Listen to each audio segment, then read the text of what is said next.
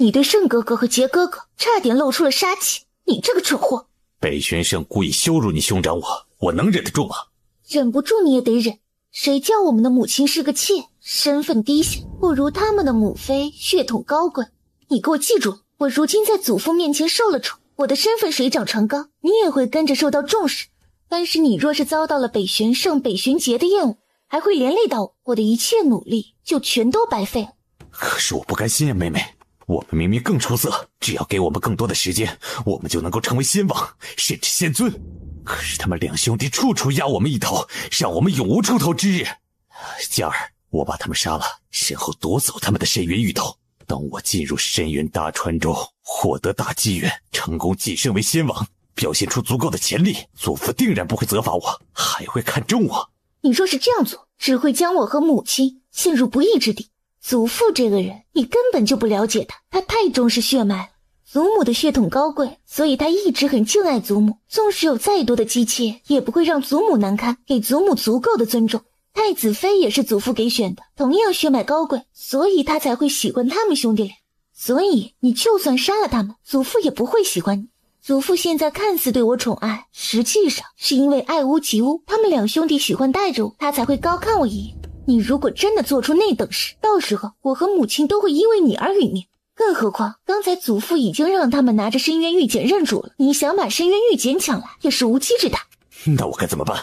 难道就这样日复一日的被他们两兄弟轻视吗？我受不了。蛰伏，我们要做的就是像蛇一样蛰伏起来，不让他们觉得我们有威胁，然后再等一个时机，一个可以翻身的时机，再给他们致命一击。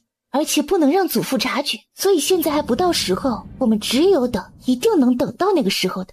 哥哥，我们虽然血脉低下，但是我相信总有一天你会成为95之尊，成为魔界的至高者。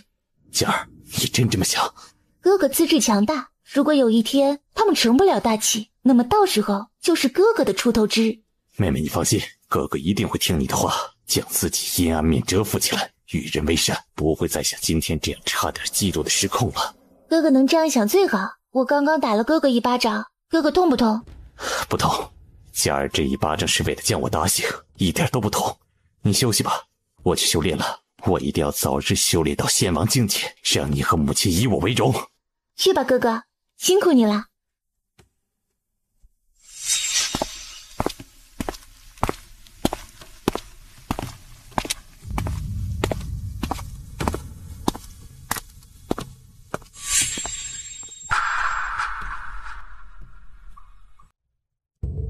生儿杰儿，以你们的资质，定会在深渊塔船之中获得大机缘。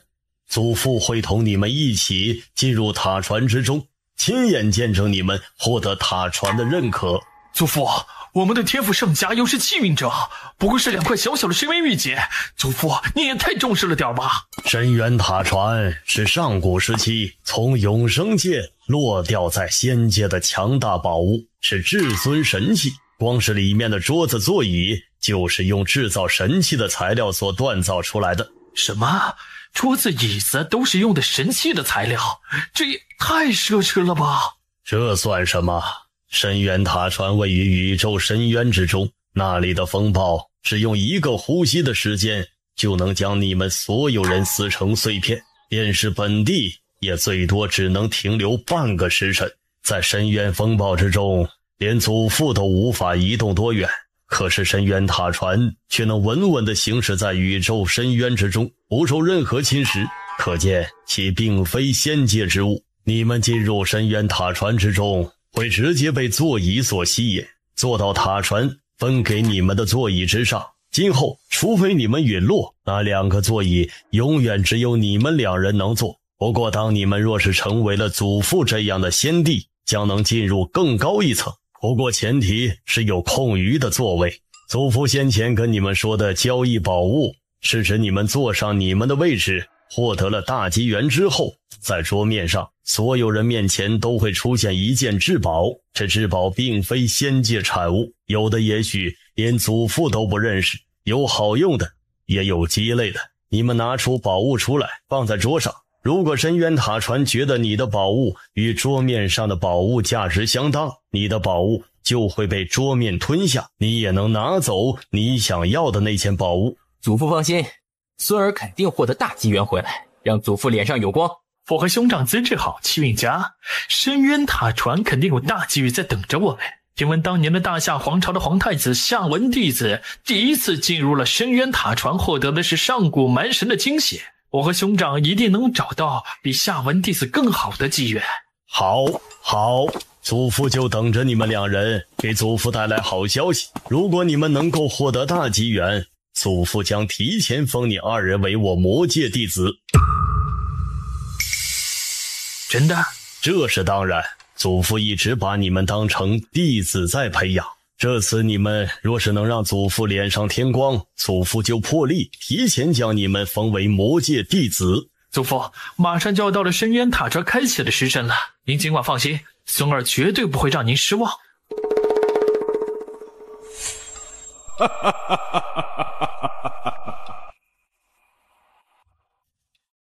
你兄长已死，这块深渊玉简已是无主之物，现在归你了。你是你这一代除了你兄长之外最优秀的赫连族人。这一次你进入深渊玉简之中，必须要获得大机缘回来，为你兄长报仇。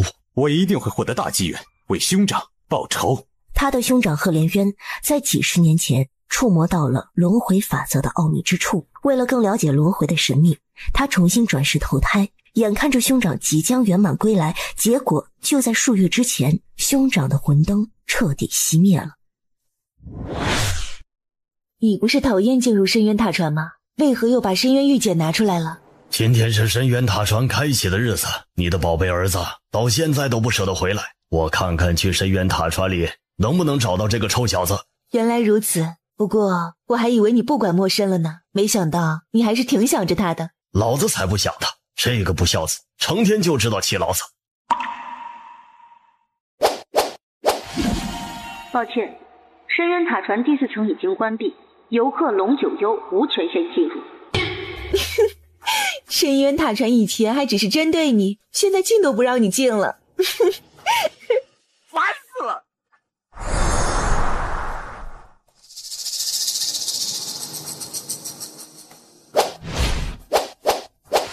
抱歉，深渊塔传第4层已经关闭，游客北玄红无权进入。游客？本地进入了这么多年的深渊塔传，竟然还只是游客？深渊塔传是不是故意在针对本地，所以关闭了第4层？祖父，您别生气，也许是深渊塔传出了点小问题，所以关闭了第4层。不过您看，慎哥哥和杰哥哥都已经进入深渊塔传之中呢，他们一定会获得大机缘再出来的。嘉儿说的对，是本地多心了。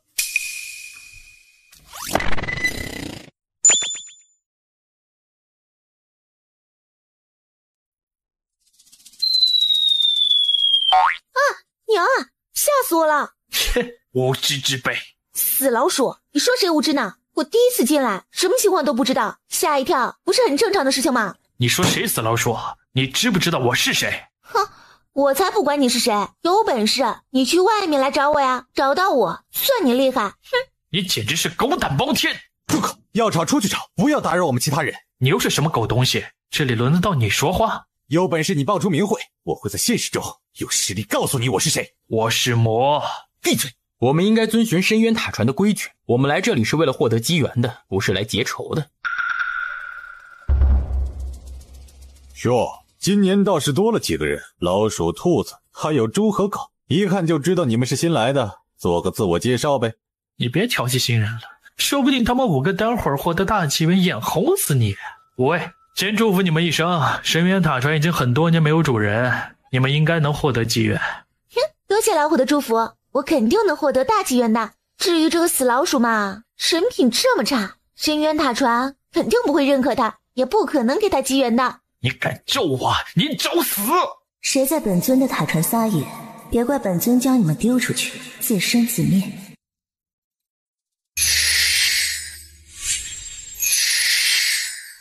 什么本尊？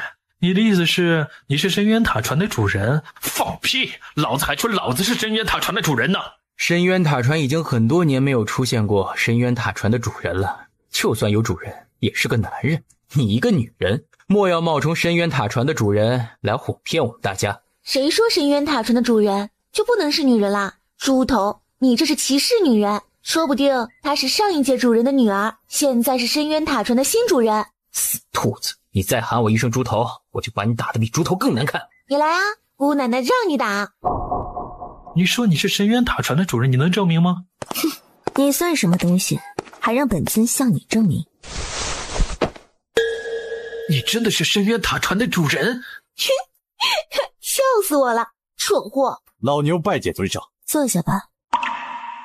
来到本尊的地盘，就得按照本尊的规矩行事，否则惹了本尊不高兴，本尊会让你们再也进不来。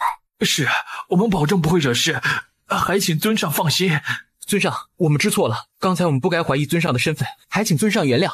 深渊玉简一共只有58枚，芸芸众生之中能获得深渊玉简的人都是人上之人，也是永远大气运之人。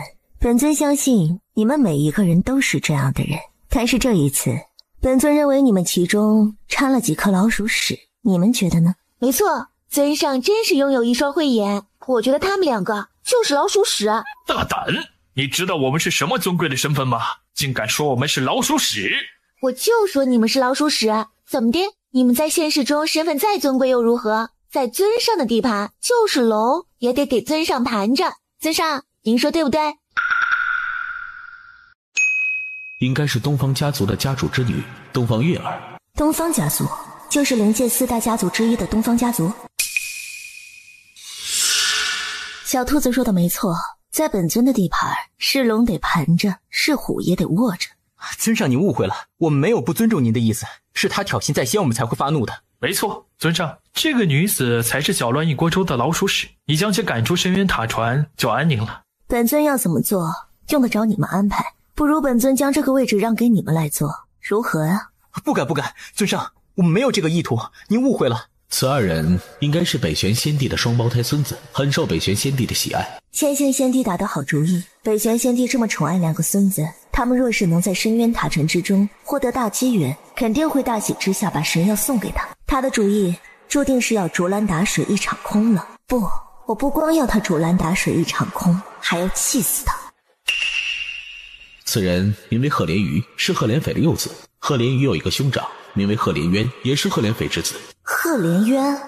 皇叔，你说的是苍冥大陆的赫连渊吗？没错，赫连渊本是灵界赫连斐的长子，其资质出色，领悟了轮回之道，随后转世重生，投胎到了下界苍冥大陆的赫连家族之中。就在他快要归位之时，被我们杀死。哦，原来如此。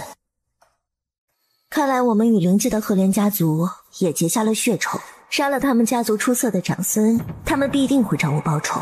他们如果知道下界的赫连家族被我们灭了族，那下界我们的亲人朋友手下岂不是会有危险，有可能被他们迁怒。双儿放心，我回归之后就知道了赫连渊的事，已经安排了人手下去，不会让他们有危险。还是皇叔细心，这个赫连瑜还想来我的深渊塔船中获得好处，想都不要想。煮酒阴，双儿，你确定他手背上刺青为煮酒阴？的确是煮酒阴的刺青，怎么，皇叔有什么不对劲吗？这个人应该是烛龙佣兵组织的人。烛龙佣兵组织就是仙界最大的那个佣兵组织。煮酒阴又叫烛龙，烛龙佣兵组织的正式成员，会在阳骨穴和阳池穴上纹上煮酒阴的刺青。此人的刺青呈赤红色，在烛龙佣兵组织的地位不低。那皇叔觉得我该不该送他一场造化？可送。你们新来5人中只有2人能获得机缘，剩下的3人与深渊塔船无缘，以后也不必来了。为什么只有2个人能得到机缘？本尊说了，只有2人与深渊塔船有缘，在本尊的地盘，没有人能质疑本尊的话。不知道他们5个人当中是哪2个人能够得到机缘，也好让我们过过眼瘾啊。是，我们也很好奇。机缘之匣，这就是机缘之匣。这是我的机缘之匣，快点吧，我已经等不及了。你们急什么呀？机缘之匣又不是给你们的。不是给我们的，是给谁的？难道是给你的？你也不看看自己是什么身份，你配获得机缘吗？你们什么身份啊？这么自大，有本事说出来啊！我是什么身份你不用管，你只需要知道我们的身份比你尊贵100倍。在现实中，你见到我们只有匍匐跪地的份儿，两个眼高于顶的蠢货，你们就是老鼠屎，赶紧滚出深渊塔船吧！看到你们就让本小姐觉得恶心，还匍匐跪地，扶你个头！该滚的是你这个臭娘们儿！你之前没听到尊上说吗？你就是与深渊塔船无缘之人，深渊塔船不欢迎你。七人之匣，我的？这怎么可能？一定是弄错了。哼，失望吧？本小姐就说了，凭你这颗老鼠屎，还想获得机缘，真是痴心妄想！你敢嘲笑我？一定是深渊塔船弄错了，这本就是属于我的机缘。你的意思是本尊弄错了？你若是要质疑本尊，就自己退出去吧。深渊塔船不欢迎你。不是的，我不是质疑尊上。你就算得了机缘之匣，里面也不是什么好东西，因为你不配。本小姐配不配，用不着你管。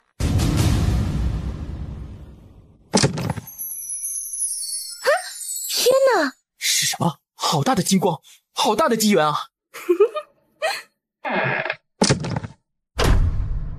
尊上，多谢您赏赐的机缘，这个大机缘对我来说就像是雪中送炭，我对您感激不尽，只希望有一日能对您效犬马之劳。你与深渊塔船有缘，赐你一场机缘又如何呢？尽管这对尊上来说只是一个小小的赏赐，但是对我而言如同再造之恩，我会永远铭记尊上的恩德。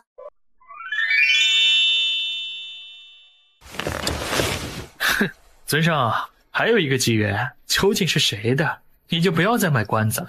最后一个机缘自然是深渊塔船的有缘人的，你就不要想了，你不是深渊塔船的有缘人。我不是深渊塔船的有缘人，不可能！祖父说我是大幸运者，怎么可能得不到机缘？坐下。弟弟，不要惹恼了尊上。尊上，抱歉，师弟年幼不懂事，并非无礼，还请尊上原谅。第二个机缘龟蛇。不可能！多谢尊上赏识，我不服。尊上，凭什么蛇和兔子能够得到机缘，我们却没有？我们的气运不比他们两个差。为什么？这个问题问得好，你问本尊为什么，本尊亲自为你们解答。因为你们的深渊玉简之上沾染了不祥的气息，所以本尊对拥有深渊玉简的你们也十分厌恶。你们若不是拿着这2块深渊玉简出现，本尊也不会不给你们机缘。本尊说的够明白了吧？不祥？什么是不祥的气息？万事万物都存在规律，违背了自然的规律和天道，带来的厄运视为不祥。他们2人深渊玉简上不祥气息太重，本尊能看到有黑气在上面涌动，散发着恶臭。可恶的千行贤弟，死老头子竟敢害我们2兄弟！你们离开吧，只要你们拿着2块不祥的深渊玉简，深渊塔船就不会欢迎你们。别让本尊将你们赶出去。你们2个臭烘烘的家伙，赶紧滚出去吧！尊上都发话了，你们还不滚，是想尊上一脚把你们踢出去吗？你给小王等着，别让小王在现实中见过你，否则小王把你的血都吸干。尊上，此深渊玉简乃他人所赠，我们并不知玉简上沾染了黑暗不祥之气，我们也是被奸人所害，还请尊上高抬贵手，让我们留在塔船之中。得不到机缘倒也罢了，若是无法见到深渊塔船的交易盛状，真是枉来一遭了。你们在这里多待一息，本尊就越暴躁一分。本尊脾气不好，惹恼了本尊，现在就关闭了深渊塔船，让你们所有人空手而归。你们2个想留下来，先问问在座的人同不同意。2位小友，趁早离去吧，被赶出去可就不好看了。是啊，别浪费我们时间，赶紧滚出去吧！你们好大的狗胆！我们身份高贵，岂如你们这些小人去敢辱骂？你说你身份尊贵，有本事你报上大名啊！小王，住口！尊上，这第4层有位先帝与我们关系匪浅，希望您看在这位先帝的面子上。第4层本尊已经关闭，现在没有任何人。本尊给了你们机会，你们屡次不听，真令本尊失望至极。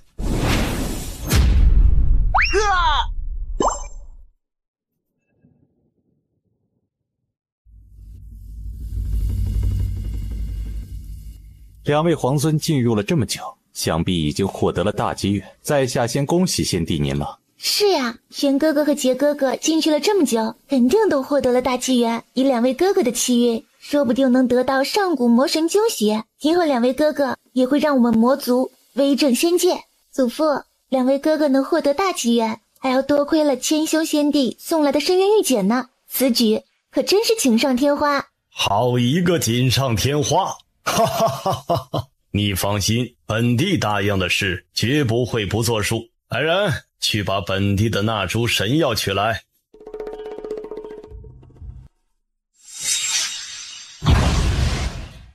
女儿，不要杀我！好痛啊！祖父，太好了，我们出来了！祖父，你一定要为孙儿做主啊！到底发生了什么事情？你们的神魂为何受损了？祖父，千星仙帝要害我们，他带来的深渊玉简里有不祥的气息，惹恼了深渊塔船的主人。就是因为千星仙帝，所以我们被深渊塔船的主人赶了出来。祖父，这2块深渊玉简有问题，您一定要彻查到底。孙儿们神魂受损是小事，被人迫害是大。要不是深渊塔船的主人高抬贵手，恐怕孙儿们就不是神魂受损这么简单了。可恶，到底是怎么回事？北玄仙帝，在下也不知道是怎么回事，两位皇孙说的不清不楚，在下又怎么知道他们在深渊搭船之中遭遇了什么？您不如让两位皇孙说清楚到底在深渊搭船中发生了什么，我们才好知道是怎么一回事。放屁！深渊塔船的主人和我们无冤无仇，为什么会为难我们？你这个糟老头子分明就是害了我们，还推卸责任。生儿杰儿，你们先将深渊塔船里发生的事情事无巨细地说出来，若是有人暗中迫害你们，祖父必定会为你们讨回公道。就由孙儿来说吧，深渊塔船的主人说，万事万物都存在规律，违背了自然规律和天道，带来的厄运是不祥的。我和阿杰的深渊玉简上不祥气息太重，他能看到有黑气在上面涌动，散发恶臭，所以他一怒之下将我们赶了出来。不祥气息？本帝从来没有听说过什么不祥气息的说法。他是深渊塔船的主人，自然不凡，说不定是永生界的人，能看到我们看不见的东西。祖父，你一定要好好查清楚，为何千星仙帝要这般害我们，故意把沾染上不祥黑暗气息的玉简送给我和阿杰？绝无可能。北玄仙帝，兄长送您的深渊玉筒是为了和您交换神药，又怎么可能在深渊玉筒上做手脚？怎么不可能啊？说不定千星仙帝这个老东西就是想残害我们。仙帝，神药拿来了。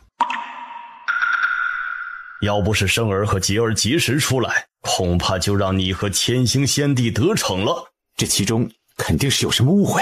你如实说来，究竟深渊玉简上为什么会有不祥的气息？否则本帝有无数种手段可以让你开口说话。祖父，他不愿意说，他身边还有一个人让他说。本帝只给你一次机会，说玉简上面是不是被动了手脚？仙帝饶命！仙帝饶命啊！仙帝，别杀小的，小的想起来了，这2个深渊玉简本来应该是千星仙帝侄女文人山的物品。文人山死后，千星仙帝就把这2块玉简送给了您。死人的东西送给本帝，好你个文人义！玉简上面的不祥气息，应该是因为文人山生下了怪物的原因。那天妖界黑云遮天，实属不祥之兆啊！怪物就是那只魔眼？没错，就是魔焰。哼，魔眼都该养，活该他文人义受伤。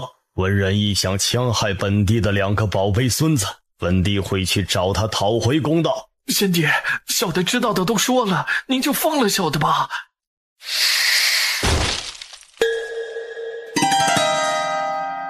北玄仙帝，一定是哪里有误会，我兄长是不可能害您和2位皇孙的。您想想，兄长若是要害您，会让我亲自来吗？事实摆在眼前，你还想狡辩？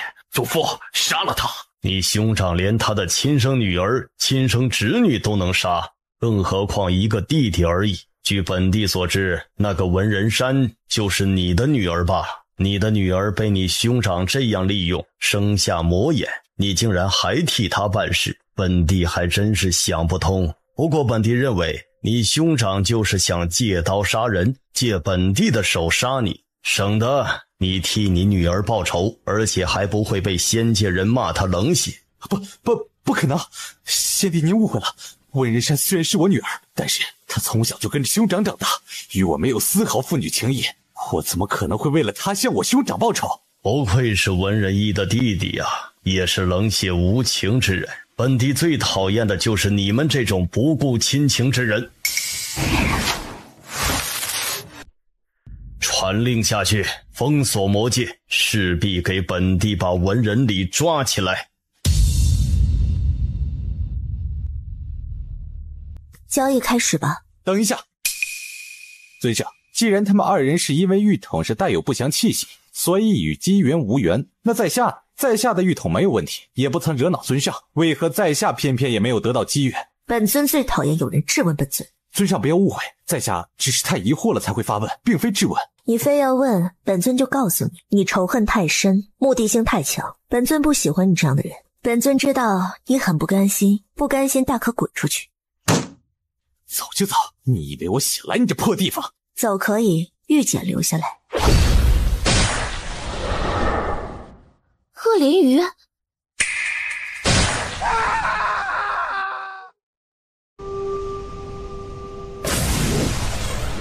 怎么这么快就醒了？祖父，深渊大船的主人不喜欢我，还故意羞辱我，将我赶了出来。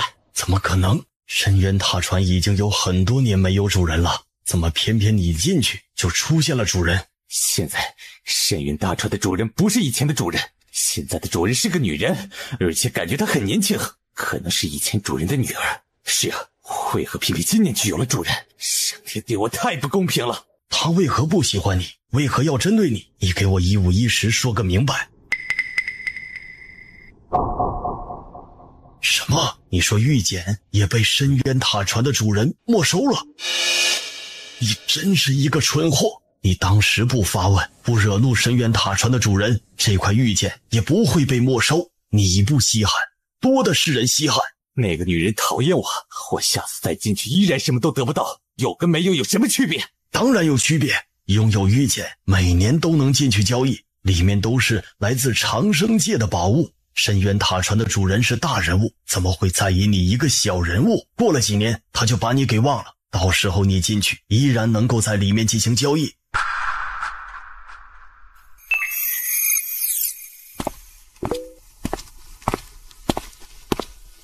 他们是谁啊？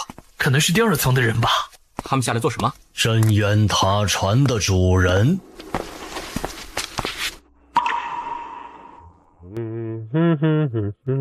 宋一阳出家了，这怎么可能？双儿，皇叔，我看见了宋一阳，他出家了。先坐下吧，所有人都看着你。尊上，您这么多年不曾出现，我们还以为您今年也不会大驾光临呢。你搞错了，深渊塔船的主人是前面这位。深渊塔船的主人不是个男人吗？怎么变成女人了？本座的身份容不得你来智慧。我并非要智慧你的身份，而是深渊塔船已经有这么多年没有出现主人了，你突然出现在我们面前，不会是骗子？哼！你是什么东西，竟敢打我？你知道我是谁吗？皇叔，你打的人是少花少女。本尊与本尊的父亲不同，本尊脾气不好，再让本尊听到任何不敬的话，本尊会将其丢到外面风暴之中，让他神魂俱灭。他差点害死了自己的小肉儿，又岂能让他死得这么简单？一定要让少华生身败名裂，使人喊打生不如死，才能解他心头之恨。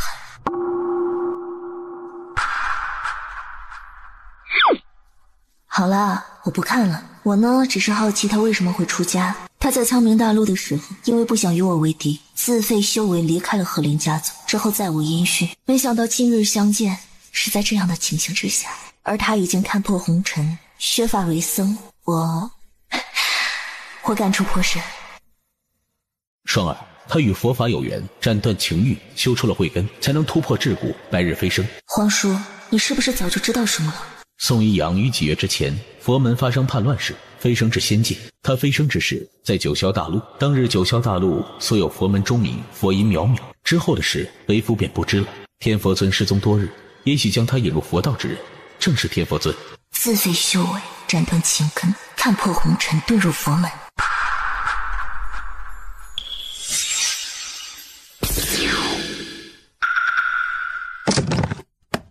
这机缘肯定很强大。这小子运气怎么这么好啊？老朽来深渊塔船这么多年，还从未看过这般耀眼的金光啊！这么贵重的宝物，尊上确定要送给贫僧？他的声音虽然发生了变化，但是说话的语气没有多大变化。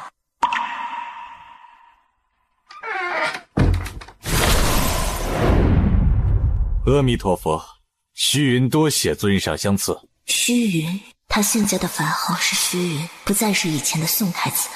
虚云小和尚，不知你在哪里修佛？我们相聚一堂也是有缘，到时候出去后，我去贵庙去拜访拜访。是啊，咱们私底下可以聚一聚啊。大家交换个地址也可以。没错没错。尊上，尊上。深渊御前，不欢迎拉帮结派之人，再让本座发现，就不是赶出去这么简单。尊上，您放心，我们绝不会做出这种事儿。双儿，去第3层。他知道皇叔不想让他再继续待在这里，免得这个醋罐子打翻了，戏精皇叔。这次都是好宝贝啊，赶紧交易吧，已经迫不及待了。该死，放开我！还想交易宝物，真是痴心妄想。就是，别说话了，省得连累我们也无法交易。你们知道我是什么身份吗？竟敢对我说出这番话来！你有本事就说出你的名讳，老子倒要看看你的身份有多尊贵。我身份若是说出来，必定吓死你，还敢在我面前摆谱？可笑，就算你是夏琳公主，老子也不怕你。你有夏琳公主的身份尊贵吗？既然没有夏琳公主身份高，就不要一直强调你有多高贵了。麻雀就算插上山鸡毛，也不可能变成凤凰。我们可别管他了，早点交易，别被他连累了。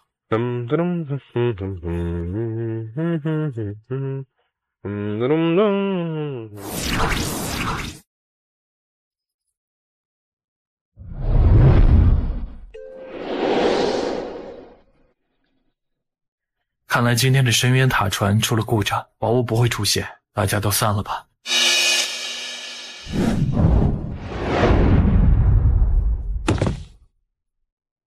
金龙，没有想到凌天弟子还会再进入深渊塔船。本殿行事无需夏太子多言。嘿，本太子还以为你早为无双殉情了，没想到还有归来的一天。看来是本太子高看了你，什么生死不渝也不过如此。你应该叫她无双公主，她与你不熟，无双不是你能叫的。现在二人这般水火不容，该不会他们之间以前是狗血的三角恋吧？尊上，本尊父亲退休了，本尊是深渊塔船的新主人。见过尊上。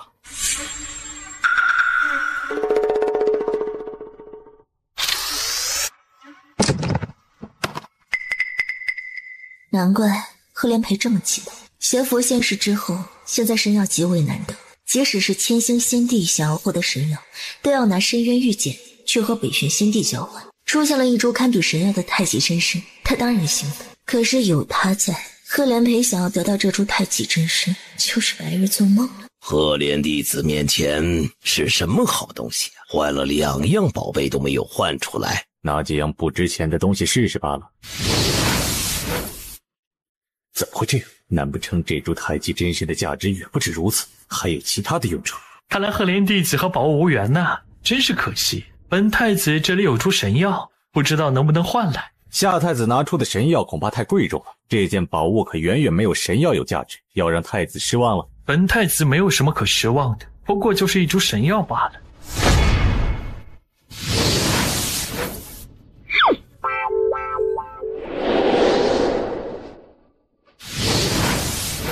遇事最差的凌天弟子，这不是自取其辱吗？这不可能，狗屎运罢了。哼！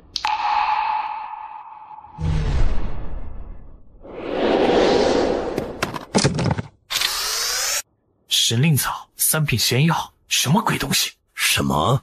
才3品仙药，拿神药换了一株3品仙药？深渊塔船不知是不是还有冥王的意志所在，这次分给皇叔的宝物竟是一株3品仙药。冥王啊，果然对皇叔各种不待见，皇叔承不起我。夏太子还是一贯的特立独行，用神药洗换了神令草，本殿还要恭贺夏太子一声。本太子神药多，爱怎么换怎么换，用不着你凌天弟子关心。本殿不是关心你，是在嘲笑你。为何没有动静？现在的后辈连长辈的东西都抢。抱歉，百川老祖，但灵天弟子抢了晚辈的机遇，晚辈只能另外做交易了。既然你的东西不合适，就赶紧拿出去，不要耽误老朽了。赫连小友，你这是在激怒老朽。这是这里的规矩，晚辈不过是拿出物品做交易罢了。老朽拿7品仙器跟你换，你把你手里的6品宝瓶给老朽，这6品宝瓶是老朽替孙女儿看上的。晚辈也喜欢这件宝瓶，恕难割爱。哼，老朽这般低声相求你也不应，看来你本就是在故意针对老朽。 6品宝瓶而已，赫连弟子都舍不得割爱，真是令人意想不到。晚辈方才是用半件神器换的这件6品宝瓶，老祖要是想换，晚辈也不是不能给。哼，老朽不过是想要换你一样6品仙器，你却想要老朽拿半神器来换。老朽倒是没有想到啊，赫连家族的弟子已然这般贪得无厌。老祖，晚辈并非贪得无厌，而且晚辈拿出来的确实是半神器，没有半句虚言。不换就不换，还想哄骗走老朽的半神器？等下回老朽在外面见了你家老祖，必定要问问他是怎么养出你这样的子孙的。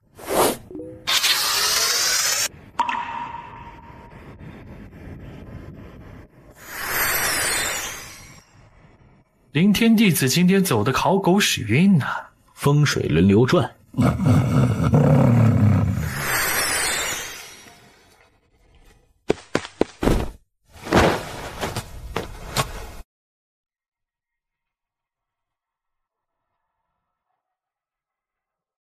双儿，永远不要再离开我，好吗？皇叔，我在你身边，永远与你在一起。你放心，我不会冲动，不会犯蠢。为了我们，为了孩子，为了将来，我也会小心翼翼地去走每一步。要不是在深渊塔船上……好了，这些话出去再说。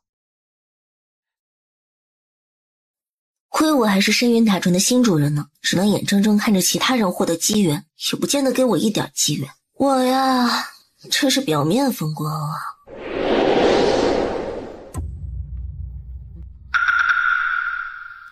我这嘴开光了吧？开没开光我不知道，但肯定是抹了蜜的，甜。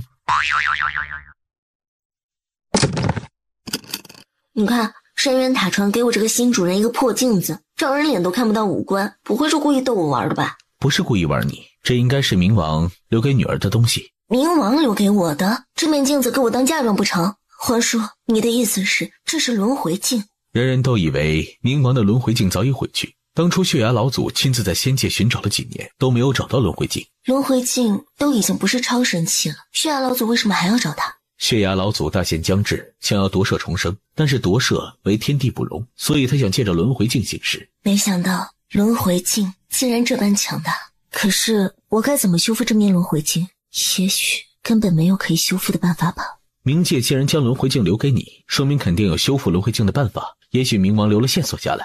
对，冥王不会把破损无用的东西留给我，一定有线索的。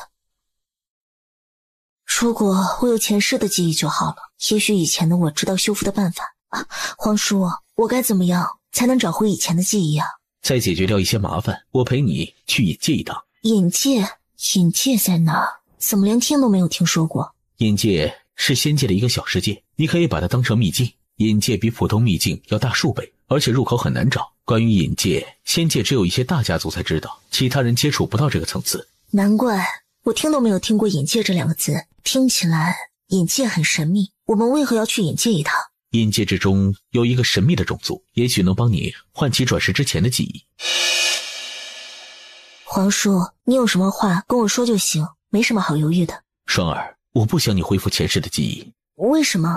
恢复前世的记忆不好吗？我现在根本不知道我们在仙界的过去，刚才看到你回想起了过去的事，我都不知道该怎么安慰你。本该是属于我们2个共同的记忆，现在只有你一个人记得，这对皇叔你而言很不公平，对我也不公平，就好像我缺失了什么一样。关于前世的一切，我只能从别人和你的口中听到。于我而言，前世的我和现在的我就好像是2个人。双儿先别生气，我也希望你能记得关于我们两人之间的回忆。可是你和冥王之间的父女情谊很深，你一向都是理智的人，和现在一样。但是得知冥王死讯之后，你便失去了理智，飞蛾扑火。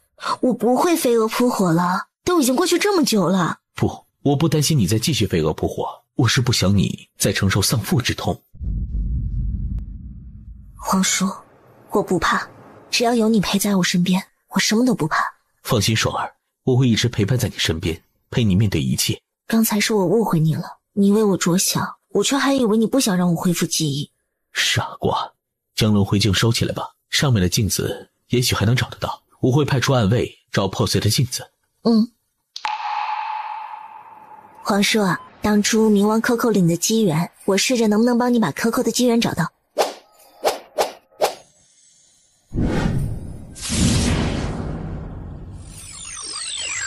我找到了。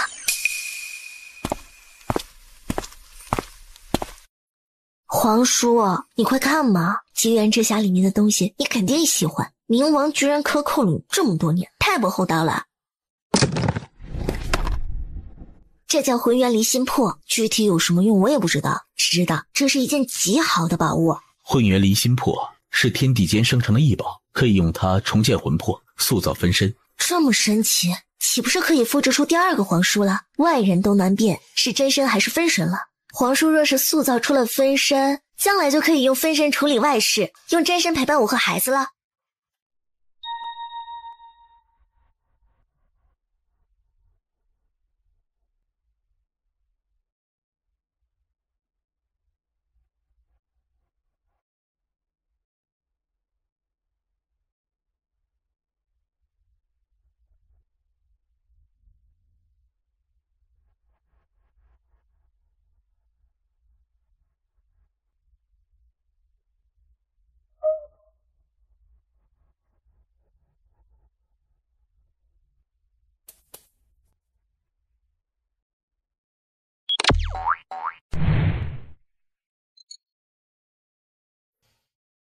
真实的分身哪有那么容易塑造？现在人们口中的分身其实都是法外分身，用修为凝聚出的分身只有真身的1-2层功力。其实即便是塑造出一个分身，修为也不会有多高，最多能有真身1半的修为。这混元离心魄除了可以让分身更加真实，如同拥有3魂7魄之外，也没有其他的作用。不过这混元离心魄的确难得，可以一试。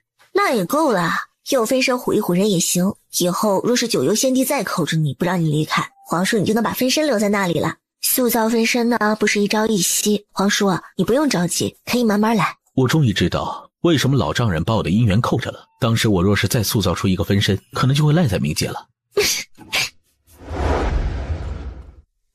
冥王已经陨落了，被3大仙帝1大仙王打得魂飞魄散，永世不能超生。这样爱护女儿又有些霸道可爱的冥王早已不在了。将来若是记起了前一世的记忆，应该会难过吧。我一定会给冥王报仇的。以前的事呢都已经过去了，将来只会更好。皇叔，等你解决完一些事，我们早日去引界吧。好。下面的交易也快结束了，结束后皇叔你应该要被传送出去了。我出去等你，你再仔细以深渊塔船继续沟通。深渊塔船还有很多秘密。是啊，我也感觉深渊塔船还有很多秘密。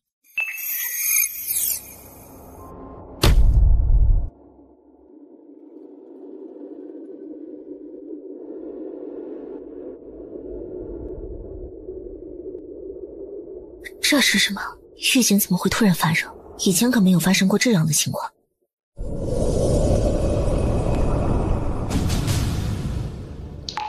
冥王，双儿，你该唤我一声爹爹。爹爹，几百年没听你叫一声爹爹了。几百年？这不是你以前留下的一缕神识，而是一个魂魄吗？双儿，爹已经魂飞魄散了，这是分身，用浑元离心魄塑造出来的分身。你给了姓龙那小子一块，应该知道这个分身与普通分身不同。冥王爹爹他以前喊皇叔，就是喊姓龙那小子吗？还有，他真的魂飞魄散了吗？为什么从他口中听起来很轻松的感觉？分身承载着我的意志，也是我存留在仙界的最后的存在。爹一直在等你。对不起，我来晚了。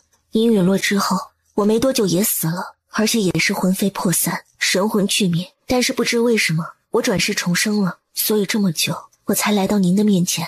爹爹知道你失去了以前的记忆，这也未尝不是一件好事儿。只是爹爹没有想到，你和姓荣的那小子还是搅合在了一起。他若是待你不好，跟你几个师兄说，他们会帮你揍他。他不会对我不好的，您如果还在就好了。您已经有外孙和外孙女了。爹爹看到了。他是怎么看到的？你爹爹我是地府主宰，一眼就能看透你从前的人生。我的小双儿啊，把一切都忘了。您只需一眼就能看透一个人的人生。我创造了地府，6道轮回，18层地狱，10殿阎王各司其职，摸清了轮回之法则。爹爹不在，今后地府由你掌管，那些毁掉的地府由你来重建。爹爹先跟你讲一讲18层地狱吧。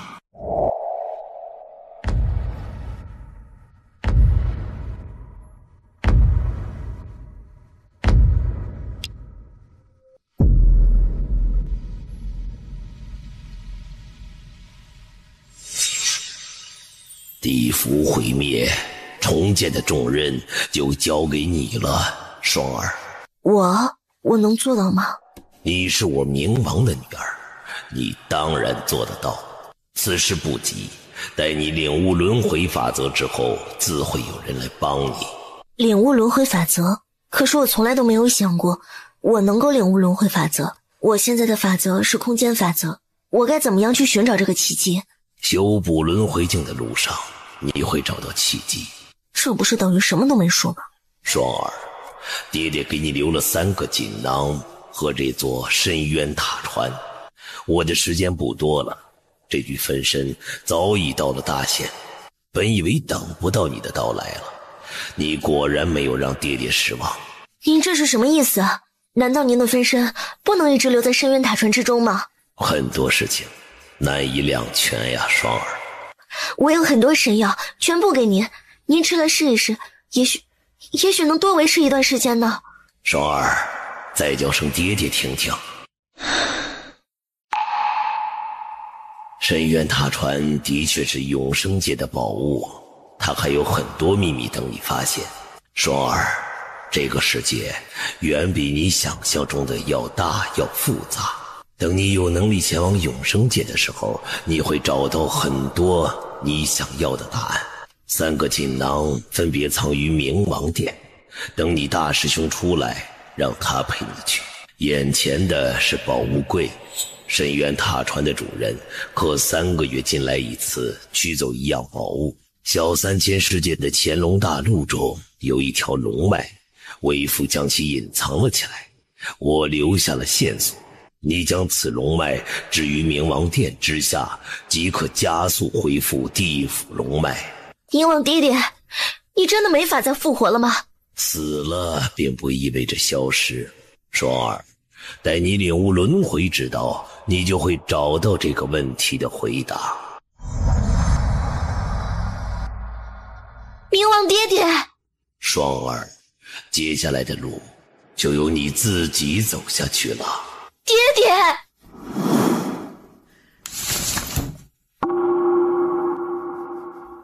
太极伞，你在深渊塔船待了多久？你上一个主人是谁？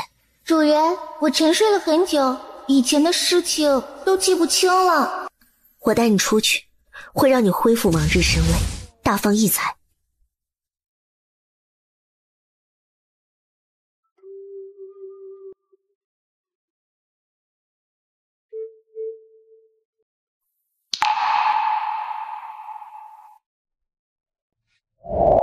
皇叔，我看到冥王了，他让我叫他爹爹，我叫出来一点都不陌生，还有些后悔没有多在他面前叫几声。死亡并不意味着消失，岳父也不一定完全消亡了。皇叔，你的意思是冥王爹爹还活着？冥王不是说永生界真实存在吗？也许他去了永生界说不定。真的吗？所以双儿，我们现在要多了一个目标，那就是寻找永生界。你得振作起来，不要伤心了。对，我们要寻找永生界，要找3大先帝报仇。等报完仇，我们就去永生界看看。听说集齐4块永生玉玺就能找到永生界的入口，也不知道是真是假。我们已经有了2块永生玉玺，还有1块在邪佛圆空佛子手中。我会把这块玉玺拿来，剩下的1块玉玺我也会派人手去寻找。双儿尽管放宽心。哪有2块？我这里只有功德玉玺，那块恶念玉玺在你父亲九幽先帝手里，又不是咱俩的。听说皇叔和九幽先帝父子俩关系不太好，皇叔想要那块恶念玉玺还不一定要得到呢。父亲几百年前就逼着我成亲生子，让西西去要，定能要到。不行的，皇叔，让西西去天宫，那岂不是让几大先帝也知道我的存在了？为夫自然想到这一点。你不是想同我去灵界吗？大可换个身份去啊。秦广王即将出关，冥界有他照看，你也不用一直守在冥界了。我知道了。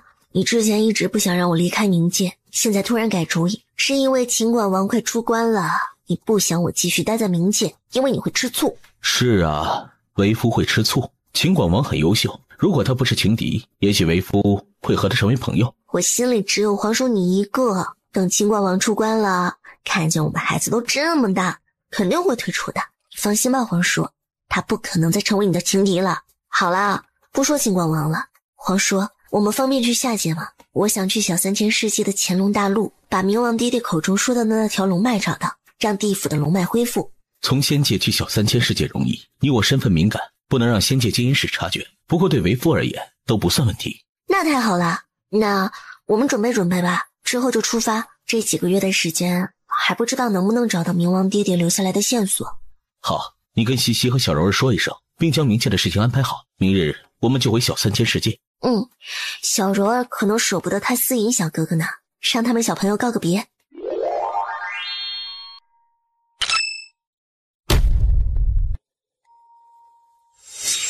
我们的修为居然压制到了灵皇境了，奇怪，那为什么当初韶华少女他们在苍冥大陆能够施展出大陆金仙的威压？他们同样被压制了修为，不过可以短时间将修为提升至全盛时期，而且要立即回到仙界，否则会被天道惩罚。原来如此，不知道冥王爹爹留下的线索是什么。我们现在下来了，却像无头苍蝇，不知道方向。不急，就当下来陪孩子们游山玩水了，线索慢慢找。爹爹娘亲，这是哪里呀？这里就是小3000世界啊，是爹爹娘亲以前的家乡。等这边的事情办完了，爹爹娘亲就带你去爹爹娘亲以前的家看看。我们先去乾隆大陆最大的城池吧，也许能在那里找到线索。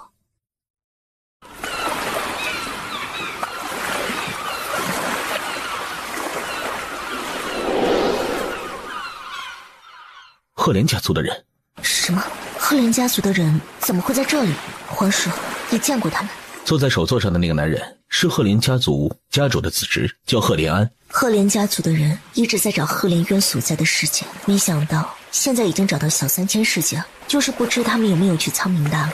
如果去了的话，很容易就能查到一些事情。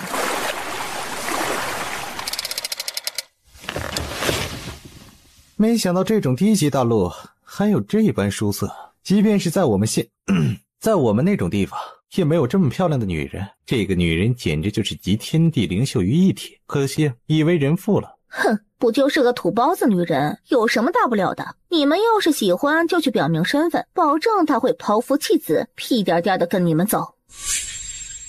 小二，送壶上等灵茶到那位姑娘那桌。掌柜的，今天你们茶楼被我包了，无关人等全部赶出去。想赶我们出去，好大的口气！今天爷爷们就教你怎么做人。这里由姑奶奶我包场了，其余的无关人等给姑奶奶滚出去才是。这么多极品零食啊！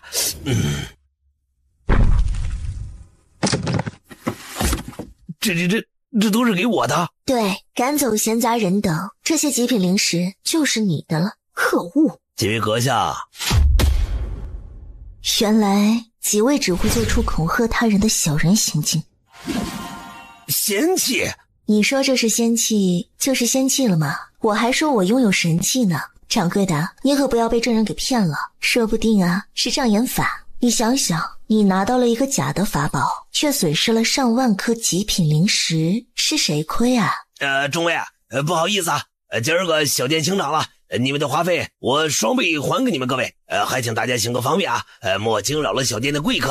慢着，一群愚昧的东西，连仙气都分辨不出来。这些仙气可以换上百万玄灵石，可以换数不尽的极品灵石，真是蠢货。这嘴巴呀，长在你的脸上，你想怎么吹就怎么吹。你说它是神器都行。瞪大你们的狗眼看看，这些全是仙气，这是2品仙气，这是5品仙气，个个价值连城。哎，走了，都散了吧。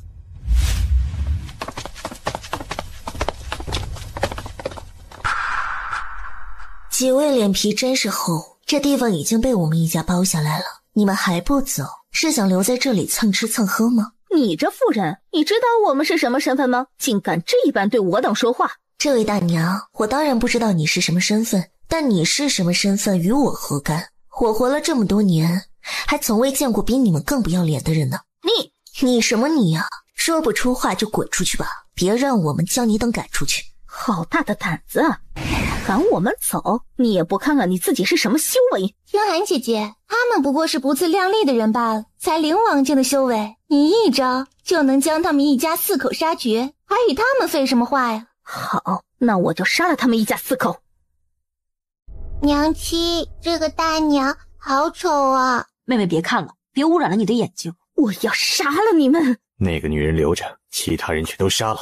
兄长，你看上这个女人了？也是，这女人长相就是在仙界也难得一见，你看上也是正常。不过天寒姐姐会伤心的，你玩够了就杀了她，反正不过是个玩物罢了。我自有打算。好，那我就杀了这个男人和2个小东西。这怎么可能？乾隆大陆真是卧虎藏龙啊！表哥，这个男人竟然隐藏了修为，还伤了我！你快给我杀了他！天寒姐姐，你放心，这个男人死定了，连面目都不敢露出来，想必是个不能见人的丑八怪。兄长一定会杀了他的，省得让他出来再吓人。安哥，我们去杀了这个杂碎！不自量力！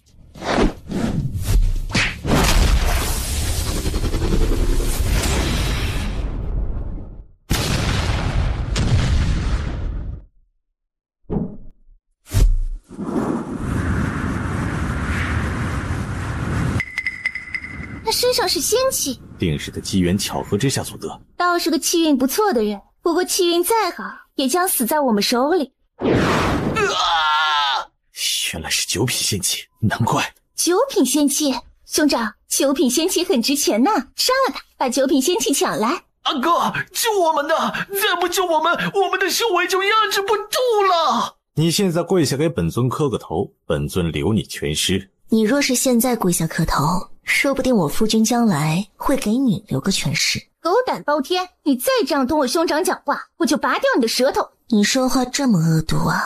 我看啊，被拔掉舌头的人是你才对。择日不如撞日，今天就拔了你的舌头。好啊，本小姐倒是要看看你怎么拔掉本小姐的舌头。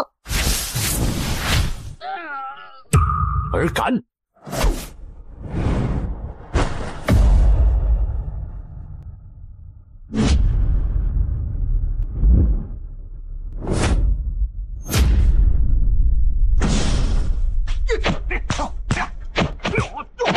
他竟想对我们出手，还想拔你的舌头，这样的女人还留着做什么？我要让她魂飞魄散！我们一起动手，杀了她！杀我，真是白日做梦。你们再来10个，我也能轻轻松松让你们残废。娘亲加油！宝贝儿，等着，娘亲马上解决了这些讨厌的人。可恶！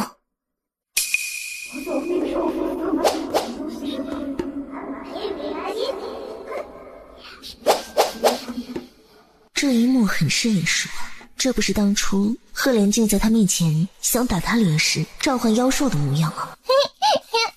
你们这群土包子自然不知道我刚才做了什么，待会儿你们就等死吧。本小姐手指头都不用动一下，就能让你等惨死在此。他们当然不知道妹妹你在做什么，等待会儿万兽齐来，他们想哭都哭不出来，到时候就让这个女人葬于妖兽之口，让她2个孩子被妖兽踩踏，脑袋身体全部踩成稀泥。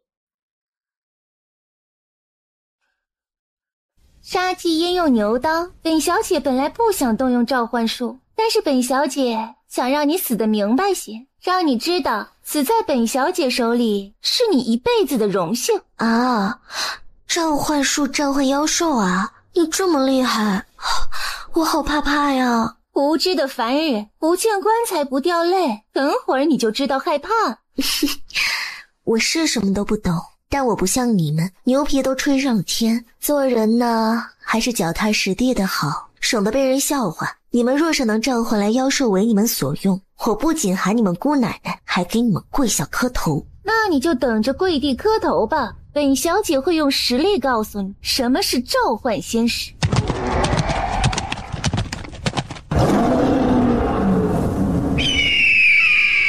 土包子，看见了，这些高阶妖兽全是本小姐召唤而来，你死前能看到这一幕，真是便宜你了。我说的是，你让这些妖兽为你所用，他们说不定只是正好路过而已。真是不见棺材不掉泪，那本小姐就让你看看什么叫做万千妖兽听我号令。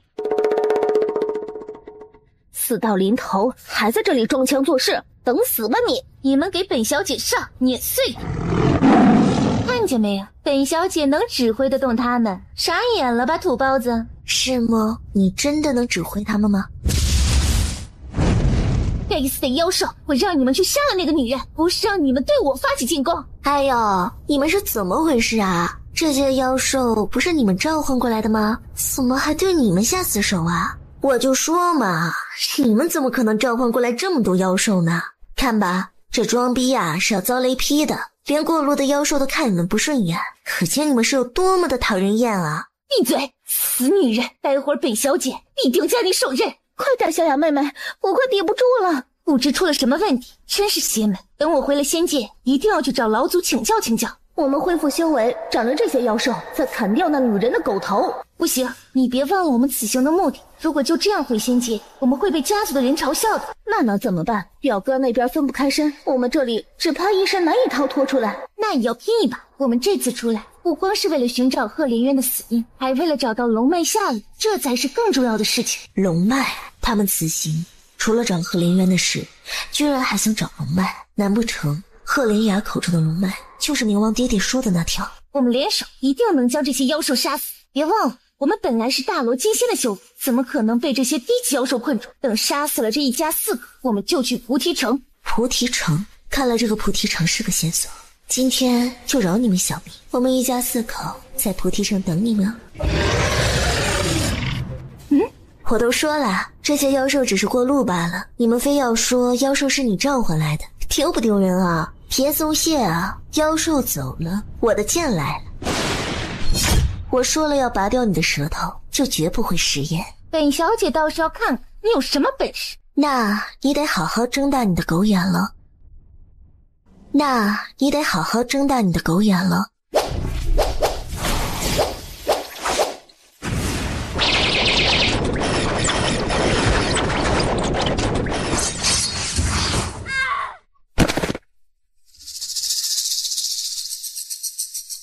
这就受不了了，还没完呢。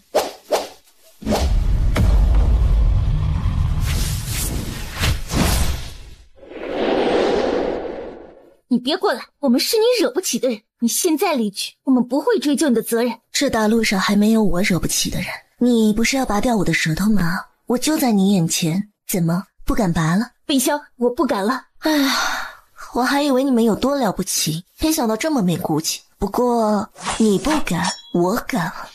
你干什么？当然是拔掉你的舌头啊！看吧，我说话算数吧，不像你，不仅爱说大话，还没有骨气。今天就饶你们一命，下回再见，可要管住你们的臭嘴。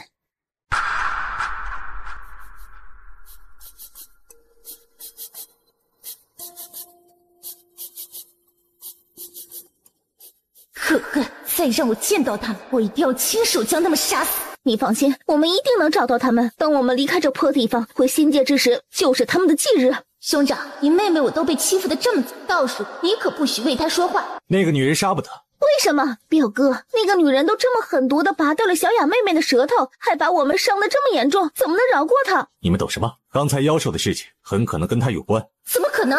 那女人看到这么多妖兽出现时一脸惊讶，可见她听都没有听说过可以召唤妖兽的事。表哥，你不要被那妖女迷惑了。你刚才也听见了，她说下次见了还会教训我们。反正快找到龙脉，找到龙脉我就要回仙界。回去之前，我一定会杀了那女人一家。如果她还有其他家人，我也要将其斩尽杀绝，寸草不留。赫连安觉得刚才那一家人很不简单，但是他们的确是下界之人，修为在灵皇境界，他们身上有很重的属于小3000世界的气息。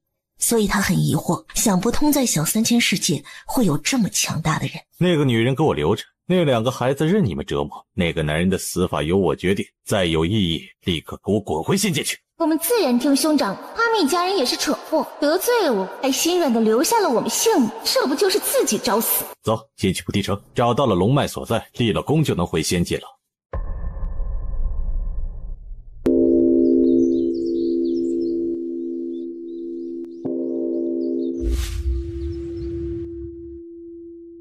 阿弥陀佛，佛度有缘人，想问施主求什么？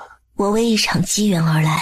一草一木皆是机缘，施主既然为了机缘而来，那便请进吧。那小师傅觉得我此行能否得到机缘？缘起缘灭在于一念之间，施主能否得到机缘，还要看施主了。多谢小师傅解惑，我若是得到机缘，必定送你一份机缘。阿弥陀佛，小僧多谢女施主。但万事万物皆乃身外物，只有佛祖留心中。小僧望施主能得到你想要的。多谢小师傅吉言。西西，我们去后面吧，佛祖脚上应该有留下刻痕。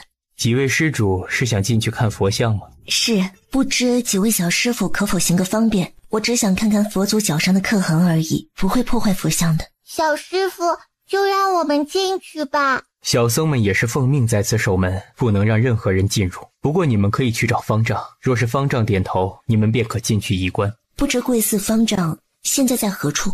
方丈就在如来殿，正在见几位远道而来的人，也是和您一样，为了看佛脚上的刻痕而来。可是3男2女。多谢小师傅告知。阿弥陀佛。阿弥陀佛。那我们便去找方丈了。娘亲，是之前那些人吗？肯定是，来的倒是挺快的。那说明线索就在佛脚上。对，我们算是误打误撞找对了地方。走，不能让他们抢了先。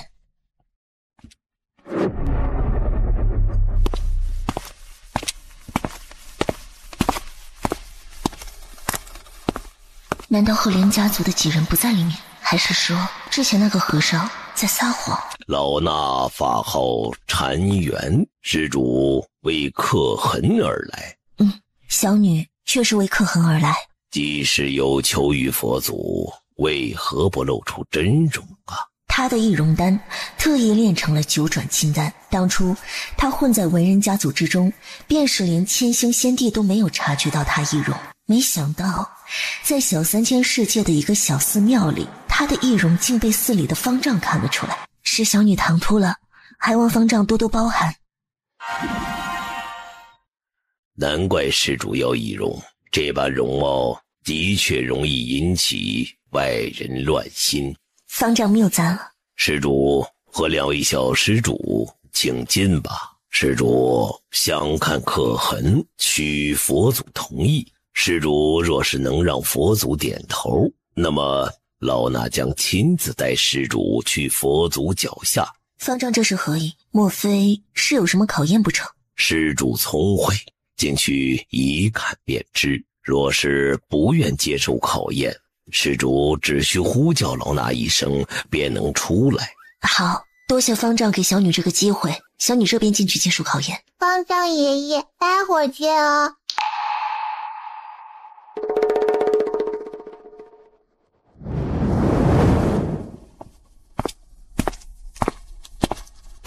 西西，还是要小心些。娘亲放心，我会照顾好妹妹的。西西，我们这一层应该是在佛像里面了。难怪这个宝殿从外面看只有3层呢。原来神像是空心的，其他的楼层拐入了佛像内。娘亲，这台阶有可能直通佛像之顶。是啊，娘亲也是这么想的。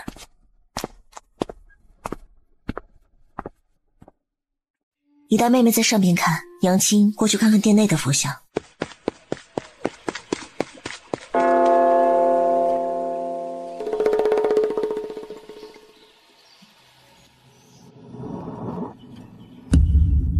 娘亲，这名老僧明明只有刘仙境的修为，可他却没有感受到他的到来。阿弥陀佛，老衲此处为第一道考验。第一道考验，有一就有二，看来后面还有好几道考验，还望大师赐教。老衲不过一扫地僧，称不上大师不大师。女施主，请问你为何而来呀？果然菩提寺不一般啊，连一个扫地的僧人也是高僧。我为寻找线索而来。寻找什么线索？我来贵寺是为了寻找龙脉的线索。阿弥陀佛，女施主请便。大师这是什么意思啊？他是过了这层考验还是没过？他忘了考验直接走了？不管了，继续上去再说。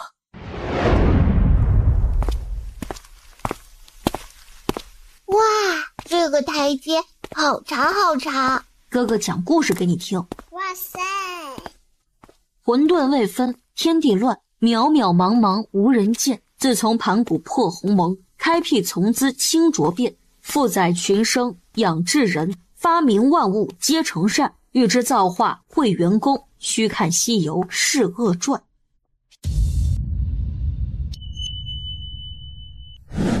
哥哥，美猴王好厉害，翻个筋斗云，真的能到108000里之外吗？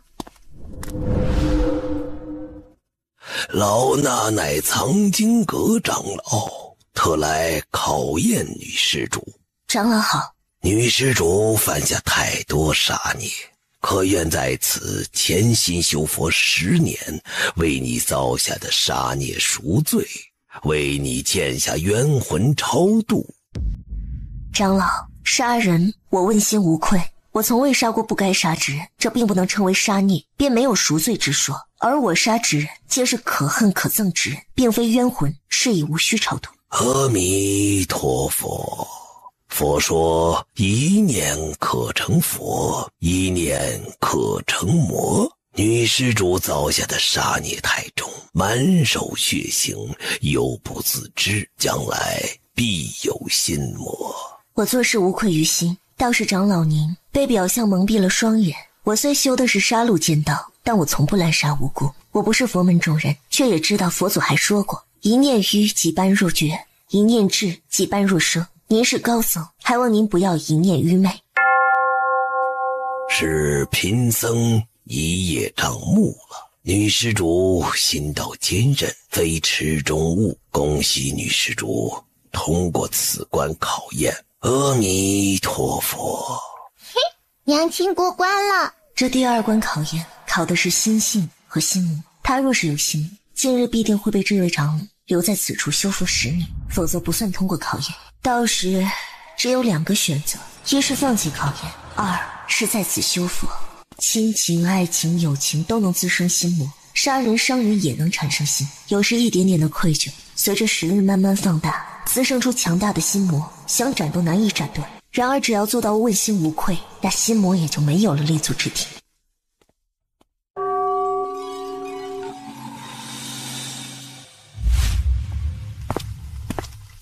见过小师傅。阿弥陀佛，施主又见面了。这里便是我们菩提寺的藏经阁，施主的下一个考验就在这藏经阁之中。下一个考验？小师傅不是来考验我的？小僧只是过来引导施主，并非考验施主之人。施主若与佛有缘，自会通过重重考验。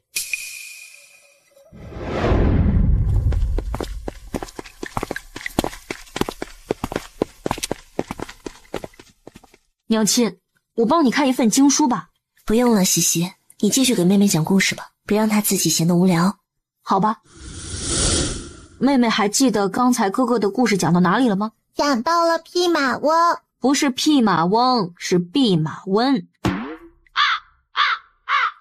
孙悟空抢走了东海龙宫的定海神针，龙王便去天庭告状，后来玉帝将其召上天庭，给他封了个弼马温。弼马温是干什么的？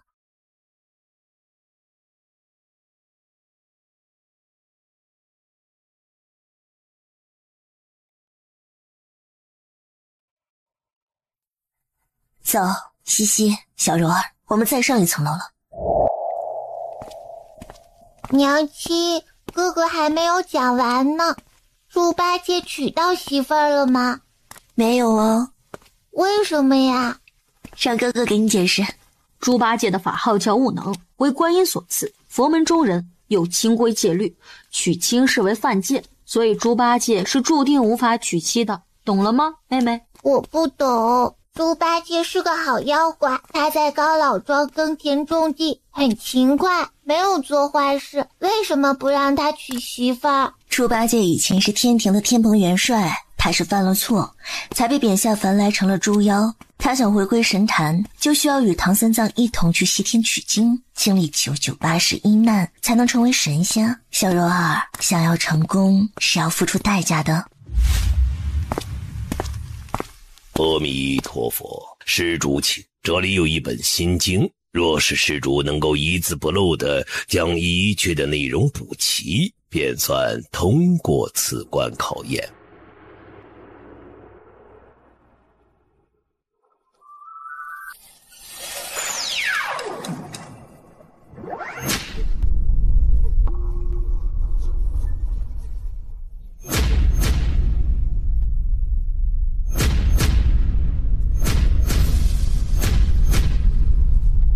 写完了，大师。施主无论是技艺还是对于佛法的悟性，都是顶尖之人，此关施主过了。多谢大师。还有最后一关，施主若是能够通过最后一关，便能心想事成。通过最后一关，便能心想事成。这心想事成指什么？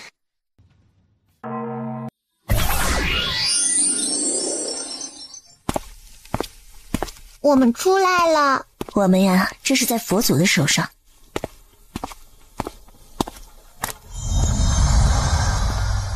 阿弥陀佛。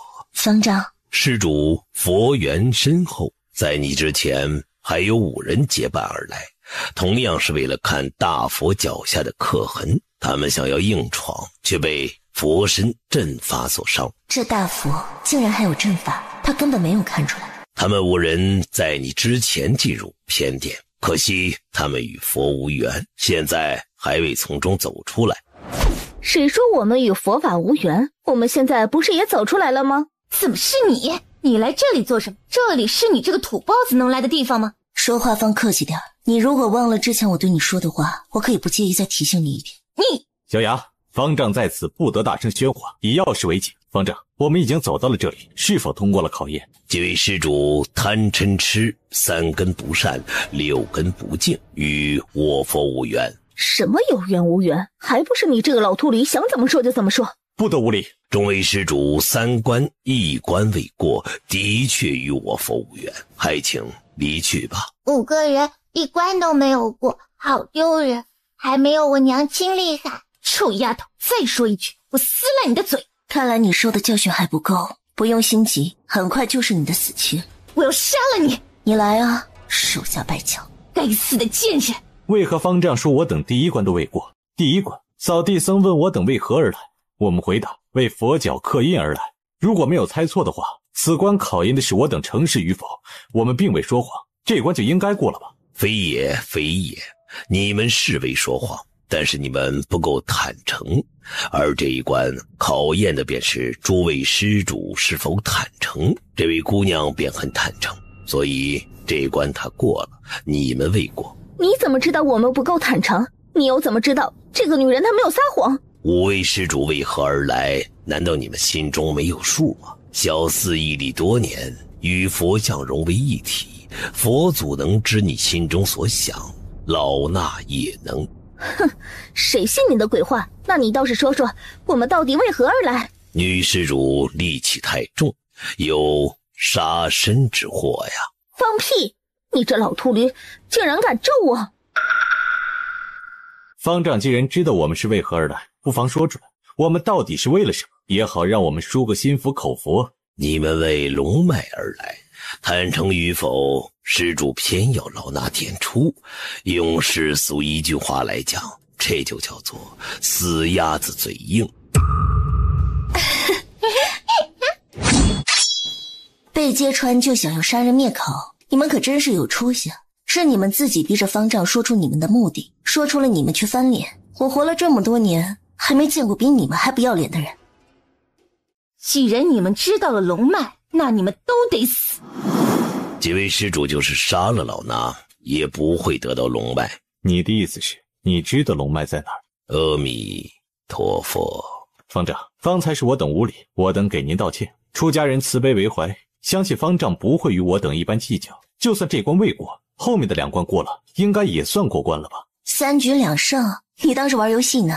如果我的耳朵没有问题的话，刚才方丈说过，你们3关1关未过，真不知道你们耳朵里长着的是干什么的。这位姑娘，我们无冤无仇，之前你已经教训了舍美，为何处处与我等作对，还特意跟踪我等？你究竟是何居心？真是可笑，你们哪点值得我跟踪？你们要长相没长相，要头脑没头脑，还是我和我夫君的手下败将，我还需要跟踪你们？那你为什么会出现在这里？你分明就是知道我们身上有好处，所以跟我们来到了菩提城。我比你们还先到菩提城，不过呢，我和你们目标一样，也是为了龙脉而来。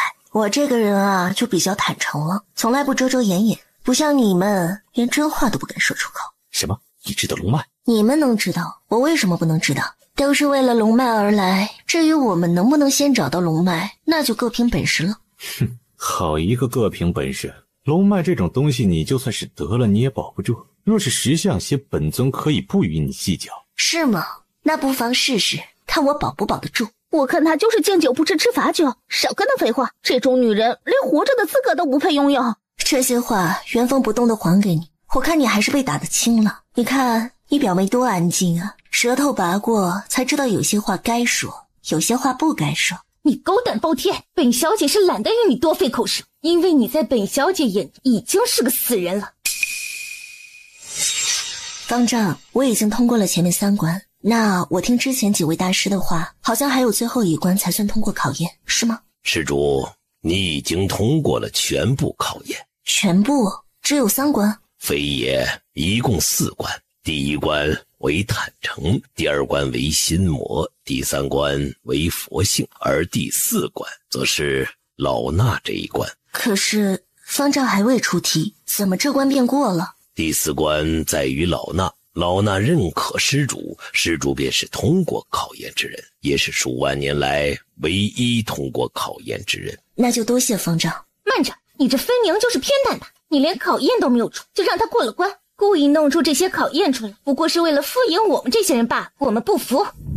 小雅妹妹说的没错，老秃驴，你必须给我们一个交代。几位施主执念太重，但既然几位施主要打破砂锅问到底，那么老衲就让你们彻底死心。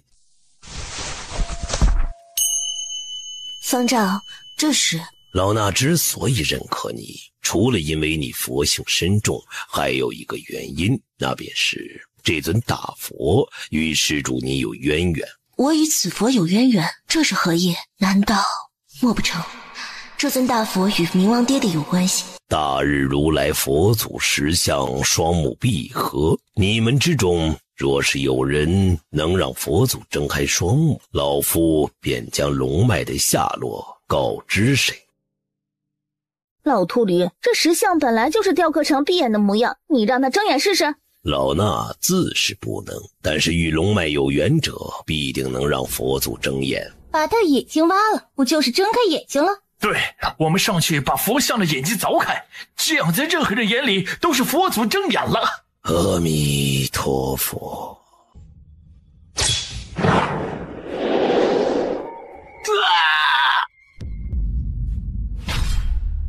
安哥，怎么办？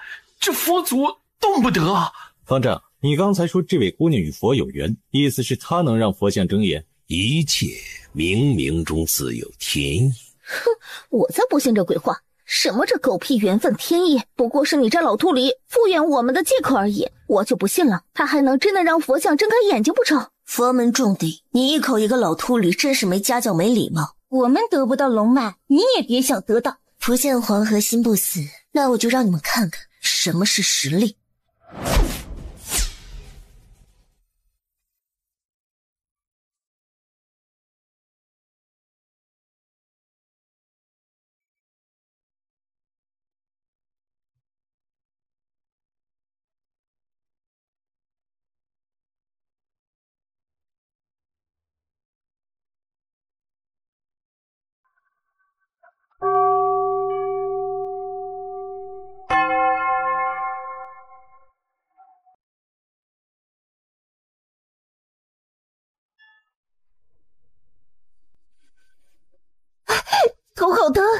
你们先下去。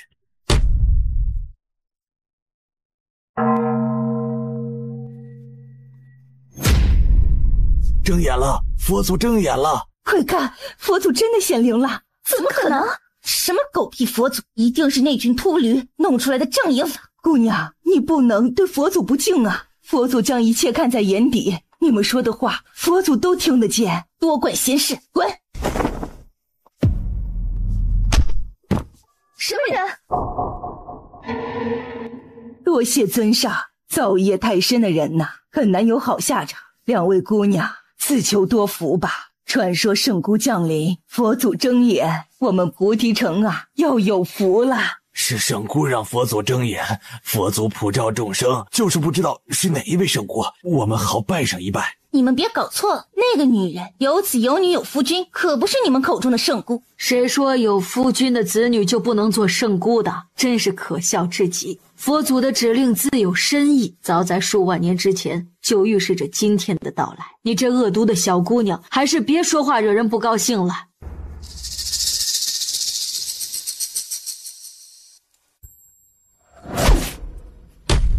菩提寺上下拜见圣姑。拜见圣姑。什么圣姑？什么意思啊？他可不想当尼姑啊。那个方丈，您是不是弄错了？我不是你们的圣姑啊。寺中留下训言，让佛祖睁眼者便是菩提城上下的圣姑，城中百姓皆知此传闻。不过圣姑大可放心，老衲等人便不会要求圣姑出家为尼，圣姑也可是俗家弟子。拜见圣姑。本尊不管你们佛祖睁不睁眼，老秃驴，你若是不告诉本尊龙脉的消息，本尊今日就让你们菩提城数万百姓全部葬身血海。气急败坏了，之前还假装礼貌的喊方丈，现在就翻脸不认人了。真不知道你这种人是哪里出来的渣仔，和你们这样的人同处一个天空之下，我都觉得恶心。本尊最不喜欢女人乱插嘴，你若是识相一些，本尊会留你一条性命。你识不识相，这条狗命都不会留着。我的女人不是你能威胁的。等本尊拿到龙脉，就是你的死期。你以为你灵皇境的修为有多了不起？殊不知人外有人，天外有天，很快你就会知晓死亡是什么滋味。灵皇境了不得，我不知道，我只知道你前不久才被我灵皇境的夫君揍得满地找牙。阿弥陀佛，出家人慈悲为怀，老衲告诫施主一声。施主杀心厚重，一惹祸上身，还是早早离开为好。你若是不把龙脉的下落告诉本尊，本尊说了血洗菩提城，就会血洗菩提城。龙脉已经归圣姑所有，施主放下屠刀，回头是岸。老秃驴，你知道你在说什么吗？方丈这是何意？圣姑降临，吾乃守脉人，已将龙脉还给圣姑。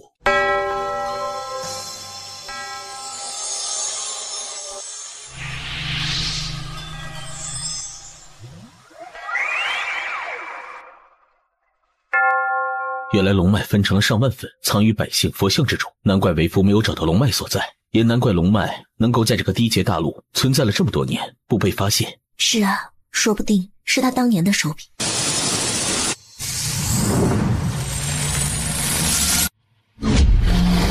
龙脉，兄长，快点把龙脉抢来！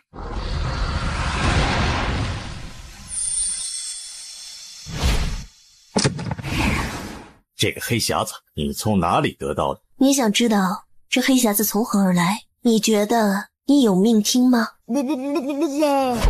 想逃？从来没有人能逃得出本尊的手掌心。我们也快去追，我要亲手杀了那个女人。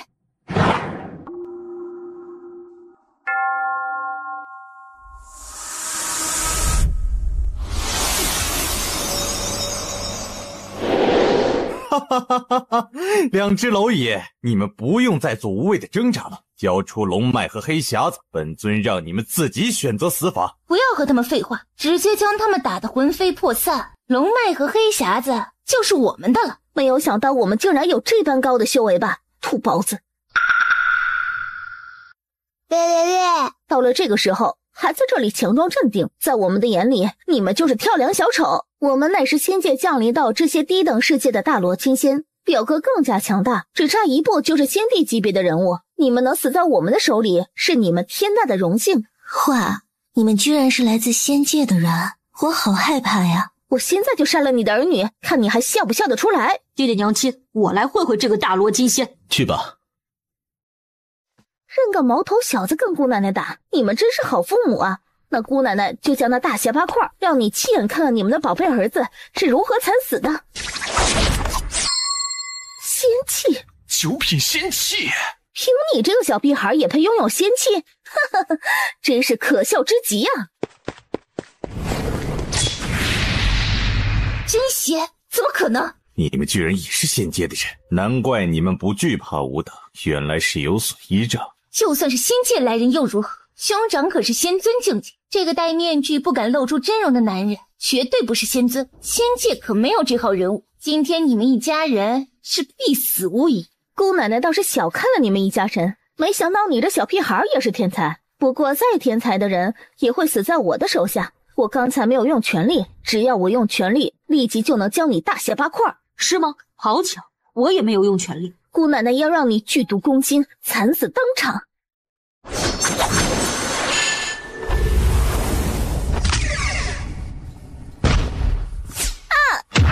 该死！救我，表哥救我，帮我解毒，快！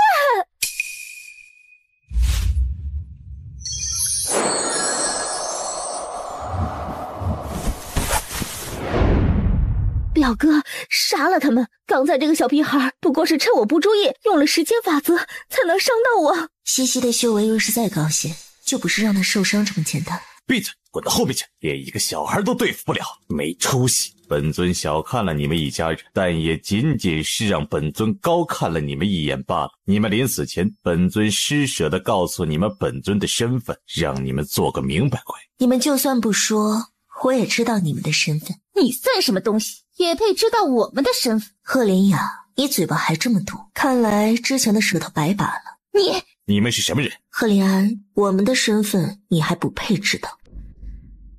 好了，废话不多说，你们所有人的命就交代在这里吧。相公，剩下的事儿就交给你了哦。你带着孩子去边上，为夫马上就将这些煞风景之人解决。既然知晓本尊的身份，你们今日必死无疑。你们连名头都不敢报，可见不过是不起眼的小人物而已。夫君，你可要快些杀了这些浪费空气的渣仔，我们还有别的事儿要做呢。放心，娘亲，渣子是什么意思呀？渣仔啊，就是人渣啊，畜生啊，不是畜生都不如。咱们那以后见到这种动不动就喜欢杀人全家、屠杀全城的渣仔，就要为民除害。宝贝儿，听懂了吗？我听懂了，爹爹要为您除害。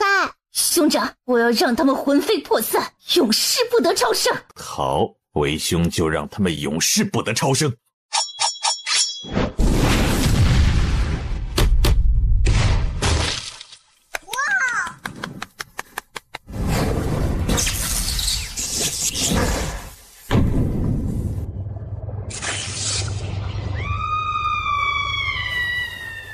到底是什么人？仙界根本就没有你这一号人！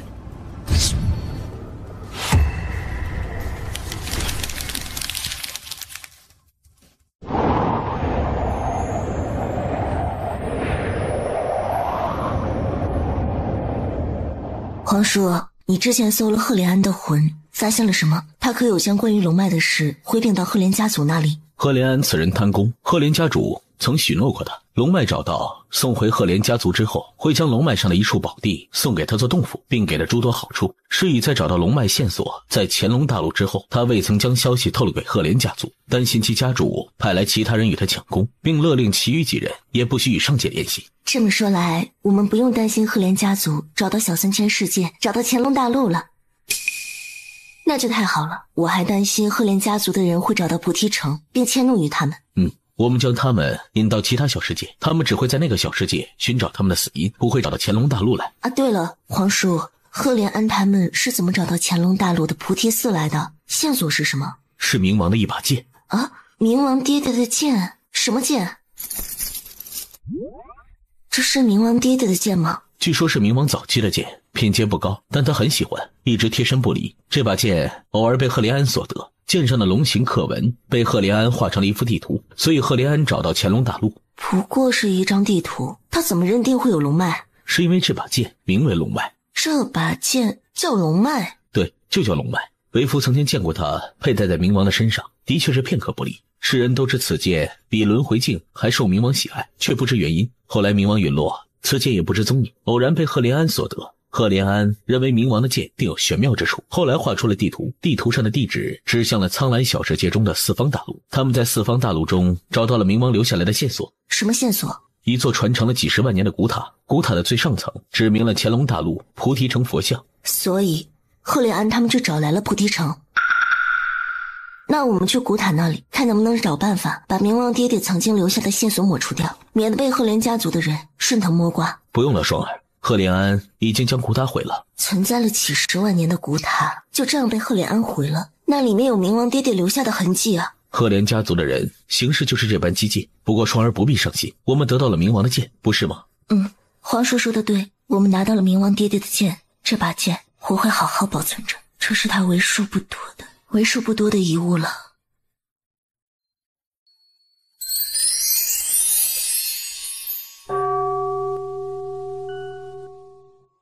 大娘，我娘亲是圣姑，那我呢？你呀，你是圣姑的女儿，那你就是小圣女。那我哥哥呢？你哥哥就是小圣子啊。嘿，我是小圣女，哥哥是小圣子啊。大娘，你们可能弄错了，我不是什么圣姑。我们怎么会弄错呢？圣姑您的到来让佛祖睁开了眼睛，普照众生，佛祖显灵，我们全城的人本来有的人有灾病的，方才全好了。您就是我们菩提城的圣姑，以后我们不光要拜佛祖，还要拜您呢。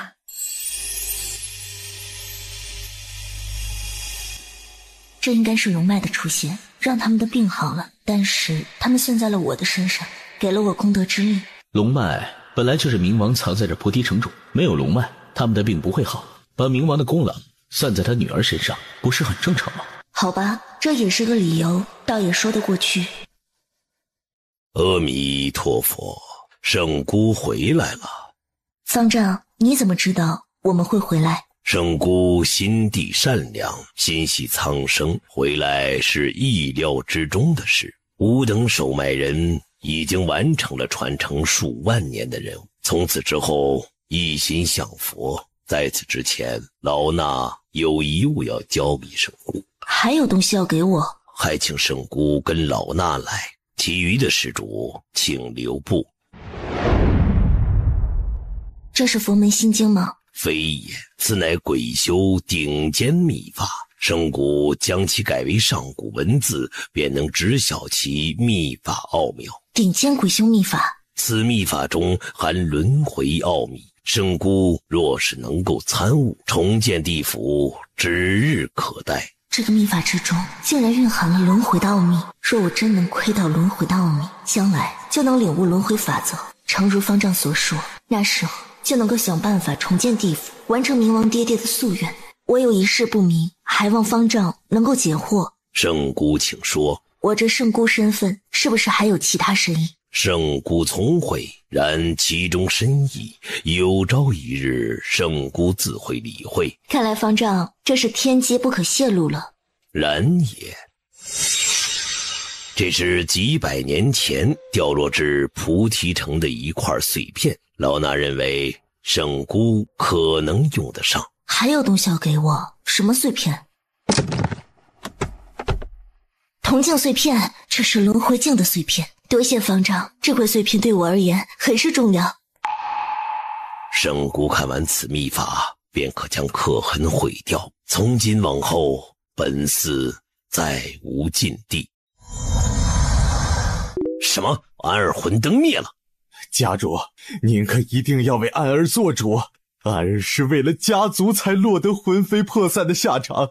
可是家族中除了斐儿之外，唯一修炼到仙尊境界的年轻一辈。能杀死安儿的人屈指可数，本家主会派人调查安儿、雅儿等人的死因，你放心，赫连家族的仇向来都是血债血偿。祖父，鱼儿倒是觉得安叔定是找到了龙脉，但是后来被人捷足先登，并杀人灭口。定是安儿找龙脉的消息走漏了出去，被其他大势力眼红，跟踪安儿找到了龙脉，然后把安儿等人全部杀了灭口，还害得他们神魂俱灭。立即派人去下界，这血仇不但要报，还要把龙脉抢回来。对，龙脉是我们赫连家族的，不论是谁偷走了龙脉，也得给我们吐出来。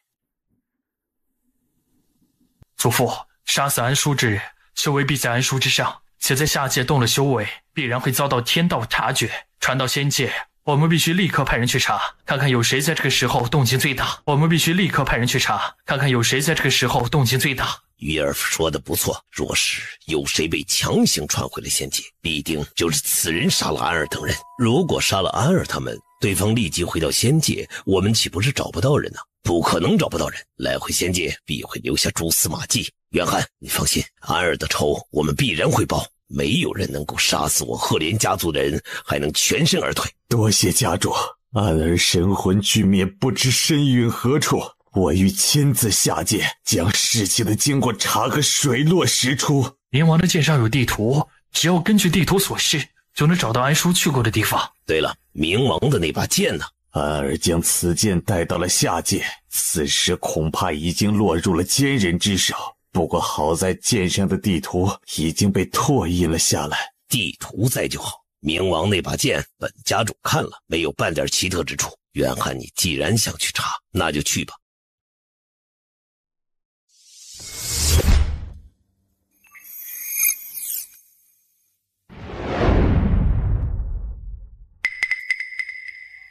看来这里没有轮回镜的碎片。等我们回了仙界，再找冥王去过哪些地方。冥王既然说轮回镜可以修补，那我们便一定能找到其余的碎片。双儿别心急，慢慢来。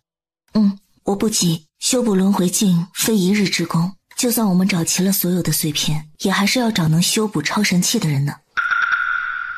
爹爹，娘亲，我们接下来去哪里呀？先去九霄大陆吧。好，那就先去九霄大陆。九霄大陆是这一世爹娘相识相知相爱之地，对爹娘有很重要的意义。小柔儿明白的，九霄大陆一定是一个很美丽的地方。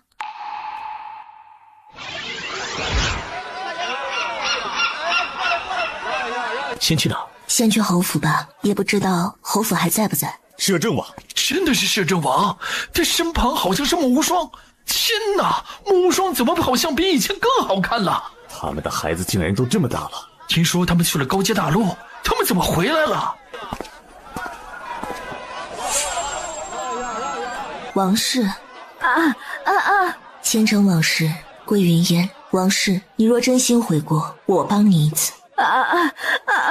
小白泽，你看看他内心是真心悔过，还是表面功夫？主人，这人是诚心悔过，他后悔极了。这么多年的折磨已经让他幡然醒悟了，他想去尼姑庵度过余生，为下世积德。我知道了，我要去侯府看看。你想去的话就跟上，不想去的话就在此处等我们。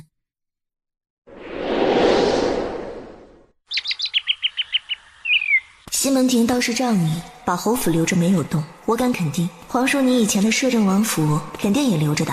自然，为夫住过的地方无人敢住。也是，毕竟皇叔你的凶名在外，别人怕你都来不及，怎么敢住进去？三小姐，摄政王，我们回来看看，你们还在侯府呢？我们对侯府有感情，所以愿意留下来看门。皇上每个月都给我们月银呢。谢谢你们的忠心，以后不必再看守着这侯府了。你们的修为还有上升的空间，不必再将时间浪费在守门上。回去打坐修炼吧，此次修为，你们二人能一进三阶，能增加100年寿元，去做你们想做的事情吧。小的多谢三小姐赏赐，我们永远铭记三小姐大恩大德。娘亲以前就生活在这里？是啊，那时候你爹爹隔三差五就翻墙进来，每次都要把娘亲丫鬟吓一跳呢。桑来姨，我听娘亲提起过她，现在娘亲修为这么高了，应该能找到桑来姨了吧？能，这里没人动过，只要找到桑兰的贴身之物或者头发，就能寻找到她。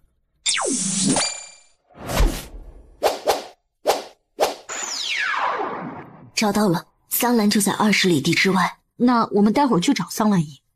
我们先去你爹爹以前的王府看看。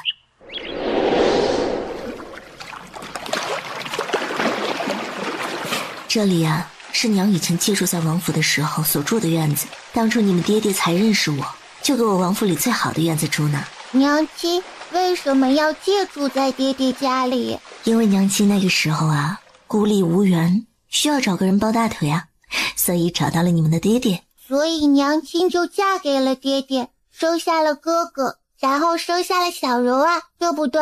对也不对，妹妹，爹爹和娘亲的故事比这复杂多了。等你再长大一些，哥给你讲讲爹娘的故事。好吧，我还小，等我长大了，哥哥再给小柔儿说。皇叔，我们走后就在这里和侯府都布下结界吧。等将来就算笑月王朝改朝换代了，我们的家还存在，以后我们想来了就看一看。好，为夫也有此意。这里是我们这一世相爱之地，我希望他们永存于世，将来我们子孙后代问起我们的故事，想来九霄大陆看看也能找到地方。你的意思是以后还给我们的子孙后代组织寻爱记忆3日游这种活动吗？别这样啊，皇叔，太肉麻了。木三小姐，没想到您和皇叔还会再回笑月王朝，我特意过来欢迎你们。我们只是回来看看，你既然过来了，王室之事便由你妥善安排。我会安置好王室的，皇叔皇嫂放心。笑月王朝比当年繁盛，可见你治国之道不错。多谢皇叔夸奖。除治国之外，也要注重自身的修为，否则打下万里江山，最后败到了子孙手里。谨遵皇叔教诲，我一定抓紧修炼，让笑月王朝千秋万代繁盛。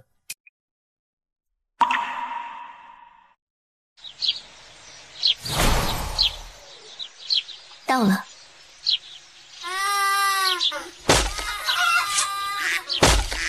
云浩也在农庄里，向兰不会是和他在一起了吧？你这小兔崽子，气死老娘了！剑又被你弄断了，我们家有矿啊，让你这么造。看来你们买的剑不行啊，怎么小孩子一玩就断了呢？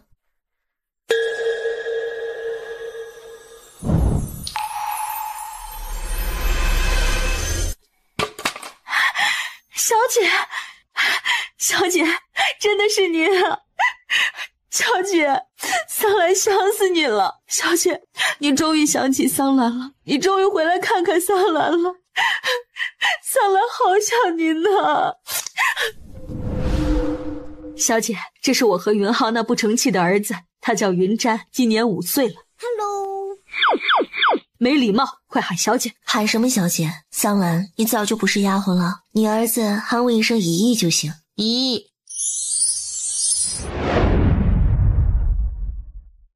云浩见过王妃、王爷，见过2位小主子。起来吧，你早已不再是谁的手下，无需再行礼。您和王妃永远是云浩和桑兰的主子，您给了我们数不尽的财宝，我们岂能不记住你的恩德？你儿子天生神力，资质上佳，可从小培养他。这孩子的确是天生神力，连上好的法宝他都能掰断，只不过他灵根尚未长成，无法测出资质，也无法修炼呢。我这儿有些茶叶，你给张儿每天都喝一些，用不了多久就会长出灵根。修炼功法你们也无需担心，我们会给孩子最好的修炼功法。不行，小姐啊，哪里用得着您和王爷这般破费啊？我家这小破孩就爱糟蹋东西，我可不能让他糟蹋了小姐和王爷的东西了。桑兰，当年我想让你走上修炼一途，但你说你资质差，灵根不好，只想除去奴籍，平平凡凡的过一辈子，所以我没有带你走得更远。如今你儿子资质不错，我想帮他，就当是弥补以前的遗憾了。你要相信詹儿，天生神力的人很多，但是他这么点大就能掰断法宝的人少之又少。你现在耽误他了，以后后悔可就来不及了。小姐，您人真的太好了，桑兰能有您这样的好主子，一定是上辈子在佛前跪了很多年才求来的。要不是有您，桑兰现在还只是一个洒扫的丫鬟，过着被人压榨的日子。您还特意回来看我，我感激的不得了。再让我收您和王爷的东西，桑兰良心会过意不去的呀。桑兰，我和皇叔已经飞升了仙界，也许将来无法再见上一面，你难道不想詹儿有朝一日也能飞升仙界来看看我们吗？小姐，您居然已经飞升了，那桑兰以后再也见不到小姐了。桑兰姨姨别哭了，再哭就不好看了。娘亲，你别哭了，我以后不调皮了。好啦，这么大的人了，说哭就哭，还有这么多小辈儿看着你。小姐，我让詹儿学，以后一定会让詹儿去仙界找您，给您效力。效什么力呀？修炼无非只是让自己变得更加强大，在面临一些事情的时候才更有余力，而不是束手无措。詹儿以后修炼到什么样的地步，也要看他自己呀，并非一定要飞升仙界，到时候还要看詹儿的选择。小姐，桑兰都明白。这么久没见面，我们去旁边说说话吧。这里呀，就留下他们2个男人。我不是男人，我也要跟着娘亲。玄熙，你去教云瞻练剑，爹看看他的天赋。哪里来的桃子？这是无双姨姨给的，说让我们一家3口1人1个，每个人必须要吃。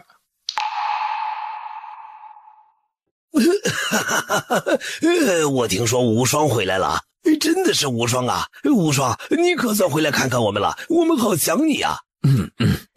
陌生也在啊，太好了，这就是小柔儿吗？好可爱呀，简直就是和无双从一个模子里刻出来的一样。掌门爷爷，妹妹，这就是掌门爷爷。哥哥以前跟你说过，他和耀清爷爷把我带大的。这是耀清爷爷，这是苍叔叔。西西都这么大了，这才1年，仿佛已经过去了好些年了一样。掌门爷爷、耀爷爷、苍叔叔。小柔儿真乖呀，真是可爱。掌门爷爷抱一下好不好啊？我来抱抱小柔儿。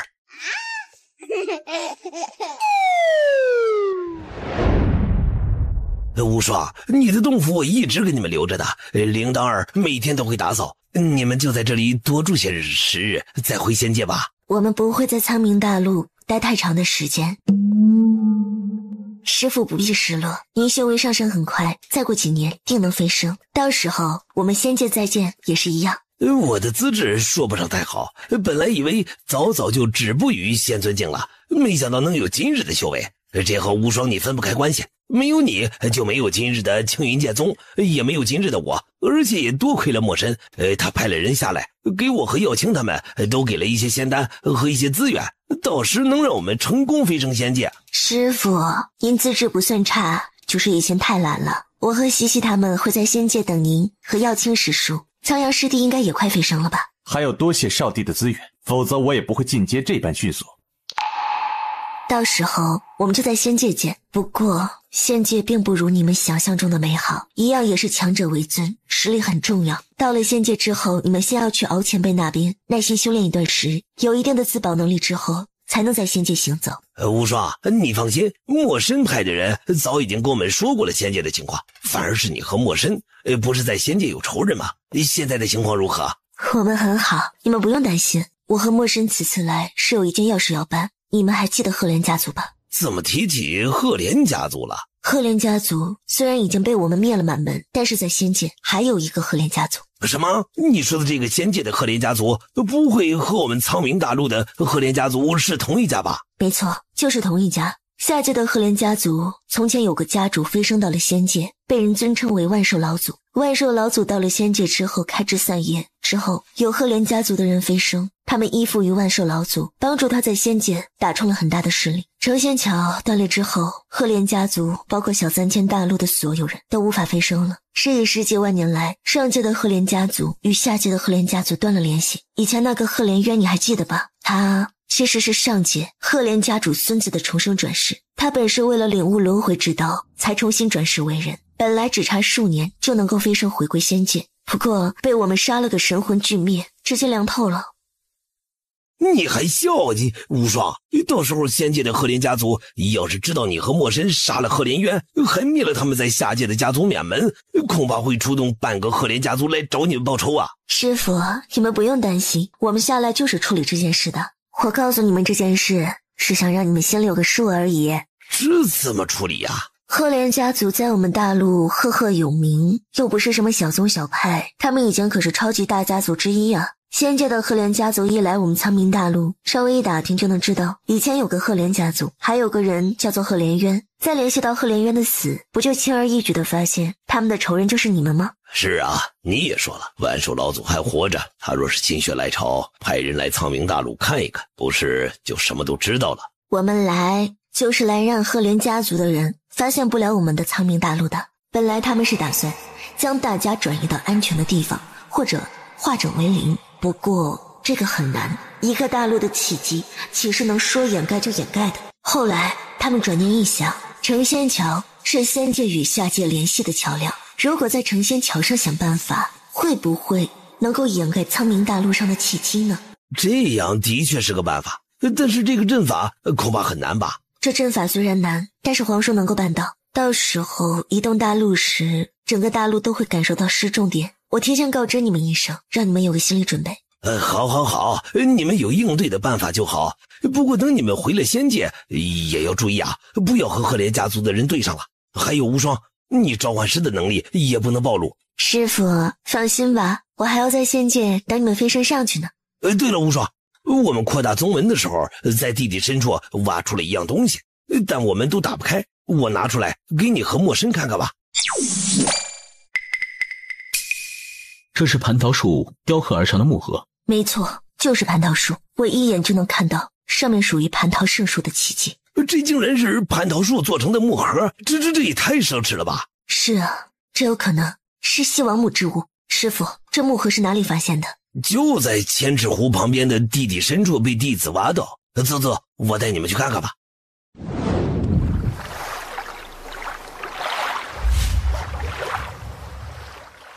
好大的湖呀！水好蓝，这水很深，足有1000米深。是啊，所以叫千尺湖。以前有修士下去寻宝，认为这湖水中肯定有异宝，不过下去的修士大多数没有能上来的。木盒就是在这个位置发现的。发现这个木盒之前，还发现了一些锈迹斑斑的剑，不过那些剑一碰就碎了。双儿，你看，瑶池，难道这些剑全部都是瑶池弟子的剑？双儿，你觉得有没有可能此地曾是瑶池圣地？什么？这里是以前的瑶池圣地？